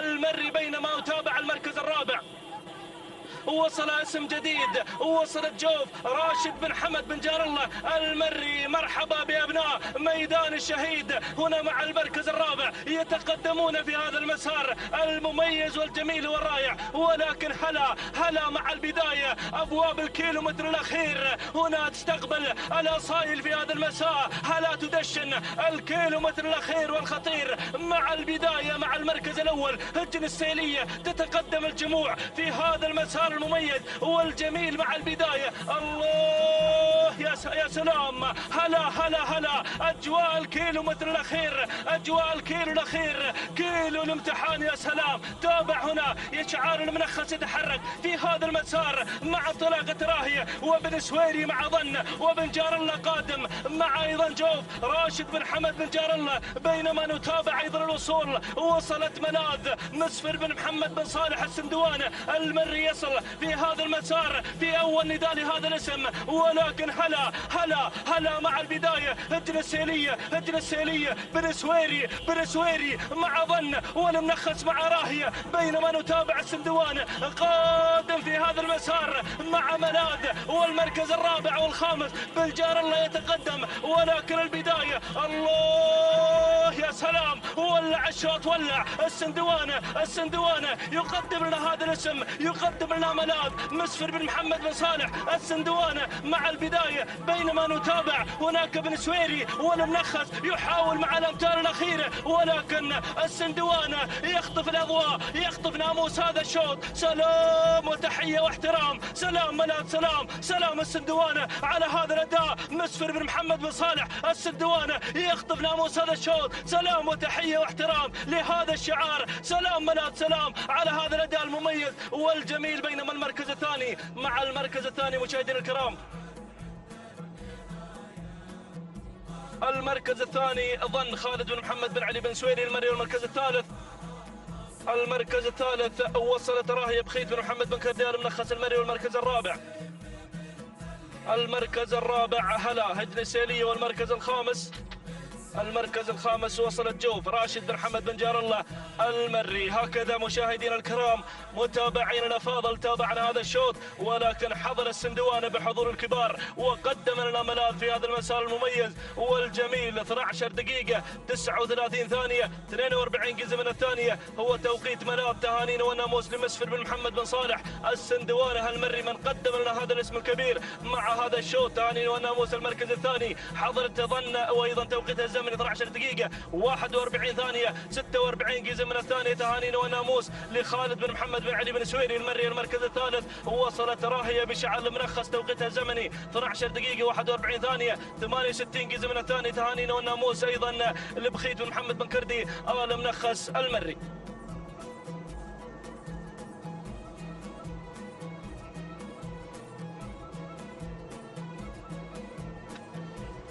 لازلنا مستمرين مشاهدينا متابعينا الكرام مع أشواطنا الصباحية. نرحب بكم من جديد، فأهلا بالجميع. ينطلق على بركة الله الشوط العاشر من مجموع أشواطنا في هذا الصباح، ومنافسات جديدة وانطلاق جديد مع تحديات القعدان من سن الثنايا. نتابع هذه الانطلاقة التي تحمل لنا منافسات جديدة في هذا الشوط في سباقنا المحلي السادس. على بركة الله تسير الأسماء وتسير هذه الشعارات الحاضرة بقوة في هذا المسار الصباح الجميل. نبدأ مباشرة بالتعرف على الخمسة المراكز المتقدمة في هذا الشوط، ومع المركز الأول والصدارة الأولى مهلي في المقدمة بشعار المهند القادم بقوة في هذا الشوط. علي بن عبد الله بن محمد المهندي من يقدم مهلي في المركز الأول وفي صدارة هذا الشوط، بينما النقلة مع المركز الثاني. أو تابع في ثاني المراكز مبلش اللي أخذ المركز الثاني السعيد بن حمد بن صالح الفهيد المري من يقدم مبلش في مستوى المركز الثاني، بينما النقلة مع ثالث المراكز وصول من الشاقي المتقدم بشعار هجن السيلية في هذا الشوط واللي أخذ المركز الثالث. بينما ننتقل مباشرة إلى رابع المراكز لنتابع الأسماء القادمة. نتابع الاسم الواصل في هذه اللحظات مع المركز الرابع، هذا هو الراوي المتقدم بشعار بن مسعود سعيد بن مبخوت بن محمد بن مسعود من يقدم الراوي في المركز الخامس وفي المركز الرابع وفي المركز الخامس. وصول في هذه اللحظات من المتحد اللي خذ المركز الخامس لصالح بن علي بن سعيد السندوانة المري من يقدم لنا تحديات خامس المراكز. هذه نتيجتنا مشاهدينا الكرام متابعين الأفاضل، الخمسة المراكز المتقدمة في هذا الشوط في هذا التحدي مع أول أمتارنا مع 8 كيلومترات ومنافسات سباقنا المحلي السادس على أرضية ميدان الشحانية لسباقات الهجن. ننقل ونصف لحضراتكم تحديات جميلة مع شعارات أبناء القبائل في منافسة والأجمل هنا في هذا الصباح الجميل وسباقنا المحلي السادس. نعود مباشرة إلى مقدمة الشوط، إلى المركز الأول والصدارة الأولى لنتابع ثنائي جميل على مقدمة الشوط ما بين شعار هجن السيلية والشعار المهندي ومهلي يا المهند مهلي في مقدمة الشوط في المركز الأول في الصدارة الأولى. هذا هو مهلي مشاهدينا الأعزاء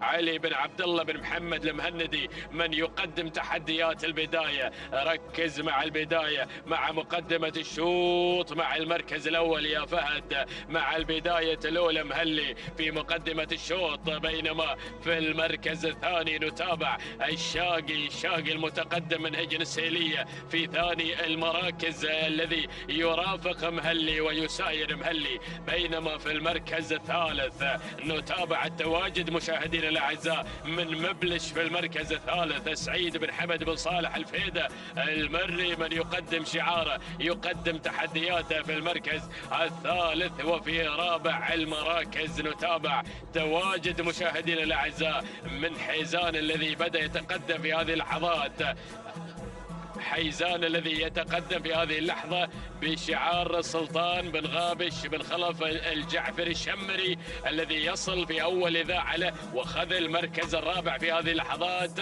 بينما في المركز الخامس نتابع مشاهدينا الكرام المتحد في خامس المراكز لصالح بن علي بن سعيد السندوانة المري الذي يقدم لنا تحديات المتحد على المركز الخامس. هذه النتيجة مشاهدينا متابعين الكرام للخمسة الأسماء في تحديات هذا الشوط، ولكن نشوف أسماء وشعارات بدأت تقترب في هذه اللحظات. ما شاء الله تبارك الرحمن، منافسات كبيرة مع سن الثنايا نتابعها من خلال أشواطنا الصباحية على ميدان الشحانية في منافسات سباقنا المحلي السادس. ما شاء الله نعود مباشرة إلى مقدمة الشوط لنتابع أمور الصدارة والبداية، ولكن نتابع مهلي لا زال متمسك بمركز الصدارة، لا زال يقود هذه الأسماء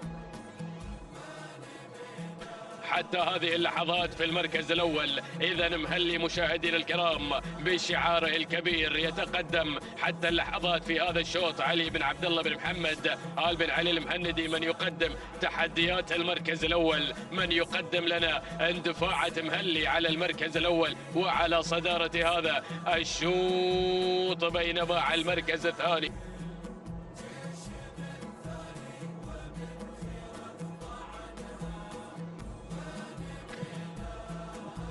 في المركز الثاني نتابع التواجد مشاهدينا الكرام من مبلش في ثاني المراكز سعيد بن حمد بن صالح الفيدة المري في المركز الثاني. وفي ثالث المراكز نشوف شعار بدأ يقترب في هذه اللحظات، بدأ ينضم معنا مشاهدينا الكرام الشرخان الذي يتقدم بشعار العطية. محمد بن خالد بن عبد الله العطية من يقدم تحدياته، يصل المشاغب في تحديات هذا الشوط مع شرهان. وفي المركز الرابع نتابع تواجد في هذه اللحظات وتقدم جميل من قبل مشغل اللي يصل بشعار علي بن جابر بن جار الله بن ذروة البريد. يقدم لنا مشغل في المركز الرابع. وفي خامس المراكز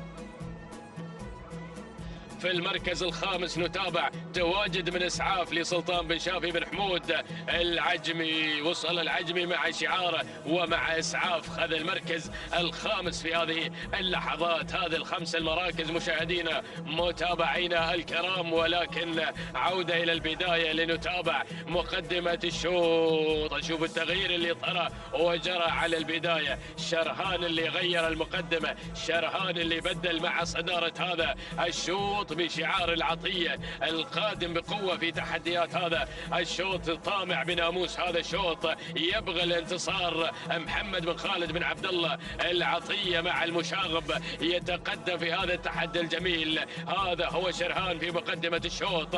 بينما في المركز الثاني نتابع في هذه اللحظات تقدم من مهلي اللي تراجع في المركز الثاني. ومن هناك نتابع تواجد ايضا من مبلش سعيد بن حمد بن صالح الفيدة المري هو الآخر يطمع بناموس هذا الشوط من خلال مشاركة مبلش. ولكن مهلي في المركز أيضا الثاني في هذه اللحظات يغير ويبغي يستعيد حقوقه المنهوبة. يلا يا المهندي ركز مع هذا الشوط. وهذا هو مهلي علي بن عبد الله بن محمد المهندي من يقدم تحدياته على المركز الثاني. وفي ثالث المراكز تواجد هناك من مبلش في المركز الرابع. بدأ يقترب في هذه اللحظات اسعاف سلطان بن شافي بن حمود العجمي قادم على المركز الرابع. وفي خامس المراكز نتابع تواجد المتحد. هناك في خامس المراكز صالح بن علي بن سعيد السندوانة المر القادم في تحديات هذا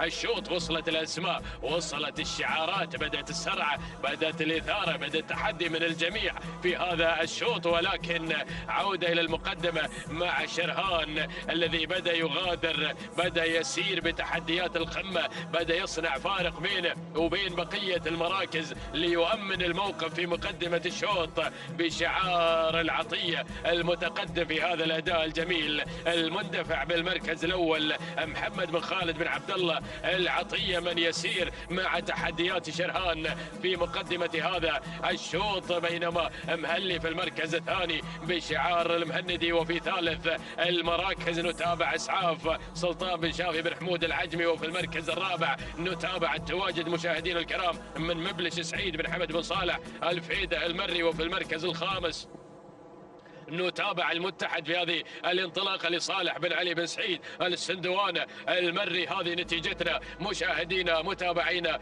الكرام. ولكن الأمتار بدأت تتناقص، بدأت الأمتار هنا مشاهدينا الأعزاء تتناقص هنا في هذا التحدي الجميل، في هذه الاندفاع وفي هذا الشوط. ما شاء الله العطية وتحدياته على المركز الأول والصدارة. نتابع من خلال هذا الانطلاق الجميل وعصاته في الابطال. لا زال الجميع متحفظ حتى هذه اللحظات. نتابع المقدمه والصداره. محمد بن خالد بن عبد الله العطيه مع شرهان على المركز الاول على الصداره الاولى. مهلي بدا يتحرك في هذه اللحظات. علي بن عبد الله بن محمد المهندي من يسير مع مهلي يطمع بناموس هذا الشوط. وفي المركز الثالث شعار العجمي القادم مع اسعاف سلطان بن شافي بن حمود العجمي. وفي المركز الرابع المتحد هو الاخر بدا يسير بتحدياته صالح بن علي بن سعيد السندوانة المري. وفي المركز الخامس نتابع تواجد ايضا من مبلش سعيد بن حمد بن صالح الفيدة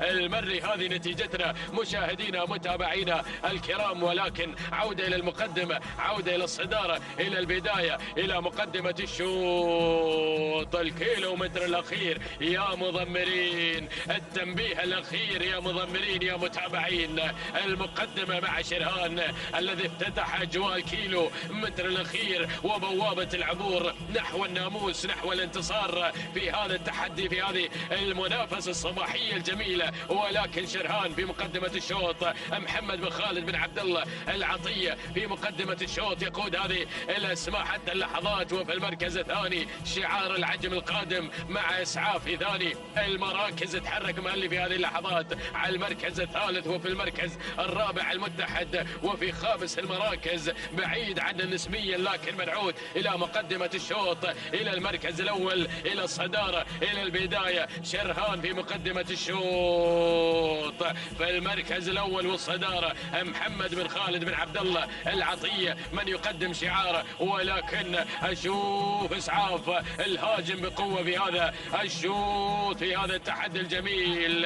إسعاف اللي غير سلطان بن شافي بن حمود العجمي في المقدمة، وفي الصدارة أبناء ميدان الشهيد. ولكن المهندي أبناء الميدان يبغون السلام من خلال مشاركة أيضا مهلي في المركز الثاني المتقدم في هذه اللحظات. يلا يا المهندي، يلا اللحظات الأخيرة، ما باقي شيء إلا التحديات الأخيرة. مهلي في المركز الثاني، إسعاف في المركز الأول. اللحظات الأخيرة ما بين الاسمين، مهلي إسعاف مهلي. اللحظات الأخيرة، من المنتصر في هذا الشوط؟ ولكن إسعاف اللحظات الأخيرة. سلام أبناء ميدان الشهيد، تهانينا للعجمي هذا الفوز وهذا الانتصار. والنقطة الثانية تغادر إلى أبناء ميدان الشهيد، تهانينا والناموس. المركز الثاني من وصل مهلي في ثاني المراكز علي بن عبد الله بن محمد المهند. المركز الثالث الشاقي هجن السيلية. المركز الرابع من وصل شرهان لمحمد بن خالد بن عبد الله العطية. المركز الخامس وصول من مشغل علي بن جابر بن جار الله بن ذروة البريد. هذه نتيجتنا مشاهدينا ومتابعينا الكرام. ولكن عودة مع التوقيت الزمني وملخص شوطنا الماضي، نتابع التحديات الأخيرة. ولكن إسعاف الذي حظى على ناموس هذا الشوط، تهانينا والناموس لسلطان بن شافي بن حمود العجمي على فوز إسعاف بالمركز الأول في تحديات هذا الشوط في 12 دقيقة 42 ثانية 53 جزء من الثانية، قطع 8 كيلومترات. إسعاف تهانينا لسلطان بن شافي بن حمود العجمي على هذا الفوز وهذا الانتصار، مهديا أبناء ميدان الشهيد هذا الناموس الغالي من هنا من ميدان الشحانية. المركز الثاني من وصل مهلي وقدم عرض كبير أيضا بشعار المهندي في 12 دقيقة 42 ثانية 97 جزء من الثاني، تهانينا والناموس لعلي بن عبد الله بن محمد بن علي المهندي على فوز مهلي بالمركز الثاني. أما ثالث المراكز فوصل الشاقي في 12 دقيقة 45 ثانية 71 جزء من الثاني، تهانينا والناموس لهجن السيلية على فوز الشاقي بالمركز الثالث.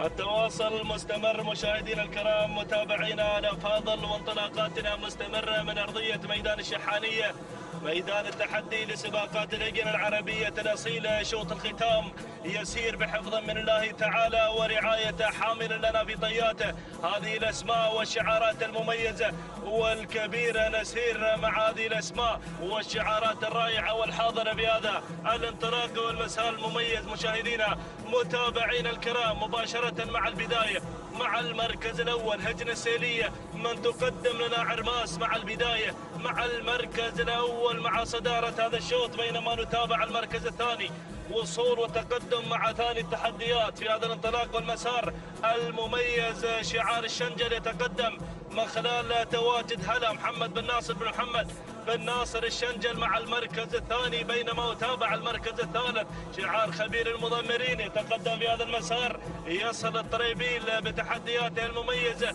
والجميلة والرائعة من خلال تواجد شعاره هناك من ميمنة الميدان. ولكن دخول في هذه اللحظات مشاهدينا الكرام اللي تدخلت في هذا المسار المميز والجميل والرائع الظبي راشد بن سالم بن سعد آل نابت المري من يقدم لنا شعاره وتحدياته، وبدأت تسير وتخطف الصدارة في هذا المسار المميز والجميل. بينما نتابع المركز الثاني وصول وتقدم من الدوحة حمد بن سالم بن علي بن حمد الأنقح مع ثاني التحديات المركز الثالث. نتابع وناخذ المركز الثالث في هذا المسار شعار بن ناصر يقدم لنا أيضا انطلاقة هناك هلا محمد بن ناصر بن محمد بن ناصر الشنجل، ولكن تابع التسلل من ميمنة الميدان. وصول من مصيحة جابر بن ناصر بن محمد آل بريد المري يصل بتحدياته المميزة والجميلة من خلال تواجد شعاره مع ثاني التحديات في هذه اللحظات. نتابع المركز الثالث شعار باللنقح يقدم لنا الدوحة، والمركز الرابع شعار الشنجل مع انطلاقة هلا. بينما نتابع المركز الخامس وصول من شعار المنخس يقدم لنا تحدياته الرائعة والجميلة من خلال تواجد مزنة محمد بن كردي بن طالب آل منخس المري في هذا الانطلاق والمسار المميز. هكذا هي الأسماء الأولى المتقدمة مشاهدينا الكرام، متابعين الأفاضل عشاق الأصالة والتراث، محبين رياضة سباقات الهجن العربية الأصيلة. ولكن عودة مع البداية، العودة مع المركز الأول مع انطلاقة هناك الظبي من تتقدم في هذا المسار المميز والجميل بشعار راشد بن سالم بن سعد آل نابت المري يقدم لنا تحدياته المميزة والجميلة مع البداية مع المركز الأول وصدارة هذا الشوط. بينما نتابع المركز الثاني ثاني تحديات الوصول والتقدم من مصيحة جابر بن ناصر بن محمد آل بريد المري مع ثاني التحديات شعار الطريبيل يقدم لنا أيضا تحدياته المميزة. بينما أتابع المركز الثالث اللي تدخلت في هذا المسار، تابع الوصول والقدوم من سيادة سالم بن راشد بن سالم بن دوحة المري يصل شعار بن دوحة بتحديات جميلة ورائعة في هذا المسار والانطلاق الرائع. ولكن تابع شعار الخيارين الذي تدخل في هذا المسار المميز ويقدم لنا مغنى زايد بن سعيد الأجبع. الخيارين يصل أيضا بتحدياته الجميلة والرائعة، وأيضا شعار النعيمي يصل في هذا المسار يتقدم في هذا المسار شعار سعود بن عبد الله النعيمي يتقدم مع أيضا انطلاقة الطيارة في هذا المسار المميز والجميل مع المركز الخامس. هكذا هي الخمسة الأسماء الأولى المتقدمة في هذا المسار والانطلاق الرائع والجميل. يا سلام على هذه الأسماء والشعارات الحاضرة في هذا الانطلاق المميز والجميل والرائع. ولكن القيادة هناك مع الظبي، ظبي الفلا من تتقدم في هذا المسار المميز راشد بن سالم بن سعد آل نابت من يتقدم في هذا الانطلاق المميز والجميل والرائع، ويقدم لنا شعاره وتحدياته المميزة والجميلة ليكون قائدا لهذا المسار المميز والجميل والرائع. حافظ على هذا أيضا الموقع أيضا يا راعي الظبي هناك مع البداية مع المركز الأول. بينما نتابع المركز الثاني تتقدم مع ثاني التحديات في هذا المسار مغنى زايد بن سعيد الأجبع.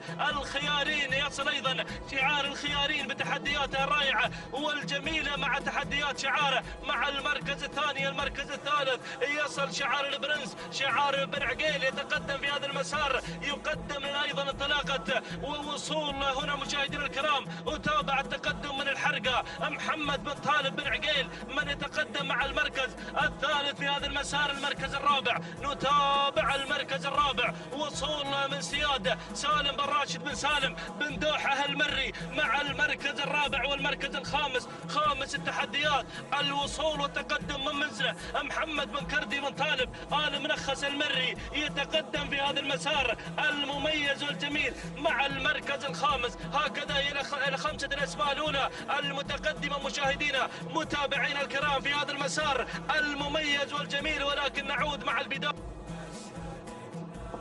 نعود مع المركز الأول مع مغنى من تتقدم هذه الأسماء هناك مع البداية وتخطف الصدارة في هذا المسار المميز والجميل بشعار الخيارين زايد بن سعيد الأجبع. الخيارين من يقدم لنا تحدياته المميزة والجميلة مع البداية. بينما نتابع المركز الثاني شعار بن عقيل يقدم لنا الحرقة. ولكن الظبي في هذه اللحظات تتسلل بشعار راشد بن سالم بن سعد آل نابت المري مع المركز الثاني والمركز الثالث شعار بن عقيل مع الحرقة من تتقدم مع ثالث التحديات. بينما المركز الرابع وصول وتقدم من سيادة سالم بن راشد بن سالم بن دوحة المري مع المركز الرابع والمركز الخامس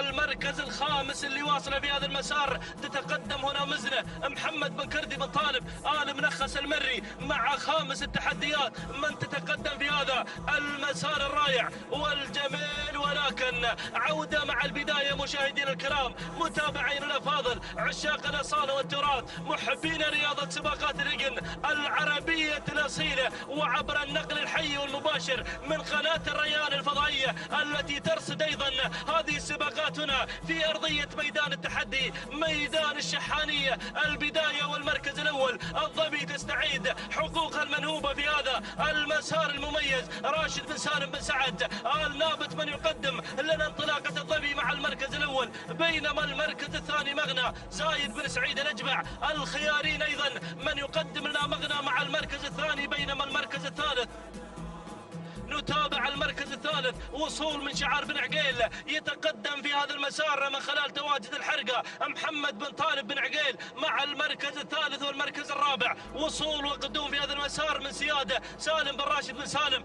بن دوحة المري. والمركز الخامس شعار المنخس يتدخل مع المركز الخامس. هكذا هي الخمسة الأسماء الأولى مشاهدينا الكرام، متابعين الأفاضل، ولكن أسماء حاضر أيضا خلف الخمسة المراكز الأولى. عطنا لقطة يا مخرجنا المميز هناك على الأسماء الحاضرة هناك خلف الخمسة المراكز الأولى، وأيضا التحركات في عمق الميدان والأعداد المشاركة في هذا المسار المميز والجميل والرائع. ولكن عودة مع البداية، نعود مع صدارة هذا الشوط. يا سلام، شكرا للمخرج المميز على هذه اللقطات الرائعة من أرضية ميدان التحدي التي ترصد تحركات الأصايل في هذا المسار الرائع والجميل مع شوط الختام. لكن العودة مع البداية، العودة مع الظبي راشد بن سالم بن سعد آل نابت المري. ركز هناك مع البداية مع صدارة هذا الشوط، التركيز مطلوب مع البداية مع صدارة هذا الشوط. يرعى الظبي، ظبي الفلا رمز العطاء. من تتقدم هناك مع بداية هذا الانطلاق المميز والجميل والرائع، بينما أتابع مغنى بشعار الخيارين مع المركز الثاني. نتابع المركز الثالث مشاهدينا الكرام، وصول من الحرقة محمد بن طالب بن عقيل. من تتقدم مع المركز الثالث المركز الرابع، وصول وتقدم في هذا المسار في هذا الانطلاق المميز والجميل. وصول في هذا المسار مشاهدينا الكرام من قبل سيادة سالم بن راشد بن سالم بن دوحة المري، يقدم لنا شعاره مع المركز الرابع. المركز الخامس نتابع التقدم والوصول. وصلت الطيارة سعود بن عبد الله النعيمي، ولكن تابع من بيمنة الميدان دخول ووصول من امواج علي بن مبارك بن حمد آل جهويل المري. يصل في هذا الانطلاق المميز ووصل شعار المنخس، يقدم لنا انطلاقة مزنة محمد بن كردي بن طالب آل منخس المري. ولكن شوف اللي تسللت، شوف اللي ايضا خطفت الصدارة في هذا المسار، مغنى بشعار الخيارين يقدم لنا تحدياته المميزة والجميلة والرائعة. مغنى مع البداية زايد بن سعيد الأجبع. الخيارين مع البداية، بينما المركز الثاني الظبي مع ثاني التحديات. من تتقدم في هذا المسار راشد بن سالم بن سعد آل نابت المري. ولكن الحرقة محمد بن طالب بن عقيل من يصل في هذا المسار المميز والجميل، يقدم لنا الحرقة. وصل شعار بن جهويل، يقدم لنا ايضا انطلاقة امواج علي بن مبارك بن حمد آل جهويل المري. المركز الرابع هنا تتقدم الظبي راشد بن سالم بن سعد آل نابت. والمركز الخامس تابع الوصول، ووصل اسم جديد شعار ممثل السلطنة الدايم، يصل مع انطلاقة ايضا هناك سمحة حمدان بن غافل بن مشمر اليحافي يصل. ولكن الله يا سلام، اجواء الكيلومتر الاخير، الكيل الخطير. الخيارين روح مع البداية مع مغنى بن عقيل واصلك مع المركز الثاني، يقدم لنا الحرقة وبن جهويل قادم مع انطلاقة ايضا امواج علي بن مبارك بن حمد الجهويل. الله الله الله. ولكن البداية مغنى الخيارين، شوط الختام مع الخيارين مع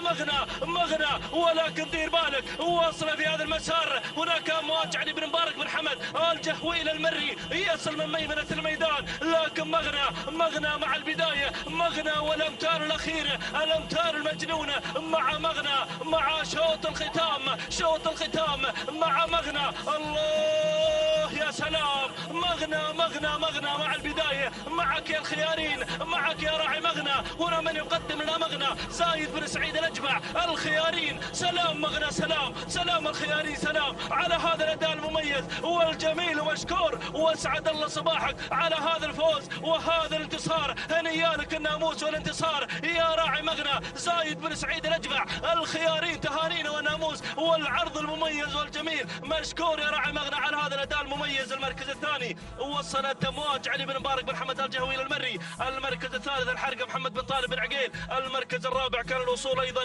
من متعبة عبد الله بن علي بن راشد المري. والمركز الخامس وصلت مع المركز الخامس مشاهدينا الكرام سمحة حمدان بغافل بن مشمل اليحافي. هكذا مشاهدينا الكرام متابعينا الافاضل تابعنا هذا الشوط، ولكن حضر شعار الخيارين بحضور الكبار مع شوط الختام. وقدم لنا مغنى سلام مغنى على هذا الاداء المميز والجميل. ومشكور يا الخيارين على هذا الاداء الرائع والجميل اللي قدمته مغنى مع شوط الختام. ها هي مغنى باللقطات البطيئة ايضا في ملخص هذا الشوط. تهانينا والناموس لحظة وصولها الى خط النهاية معلنة هذا الفوز وهذا الانتصار. توقيتها الزمني مشاهدينا الكرام 12 دقيقة 38 ثانية 18 جزء من الثاني. تهانينا والناموس لزايد بن سعيد الأجبع. الخيارين من قدم لنا هذا الاسم مع شوط الختام. بينما المركز الثاني وصلت مع المركز الثاني مشاهدينا الكرام امواج 12 دقيقة 41 ثانية 71 جزء من الثانية.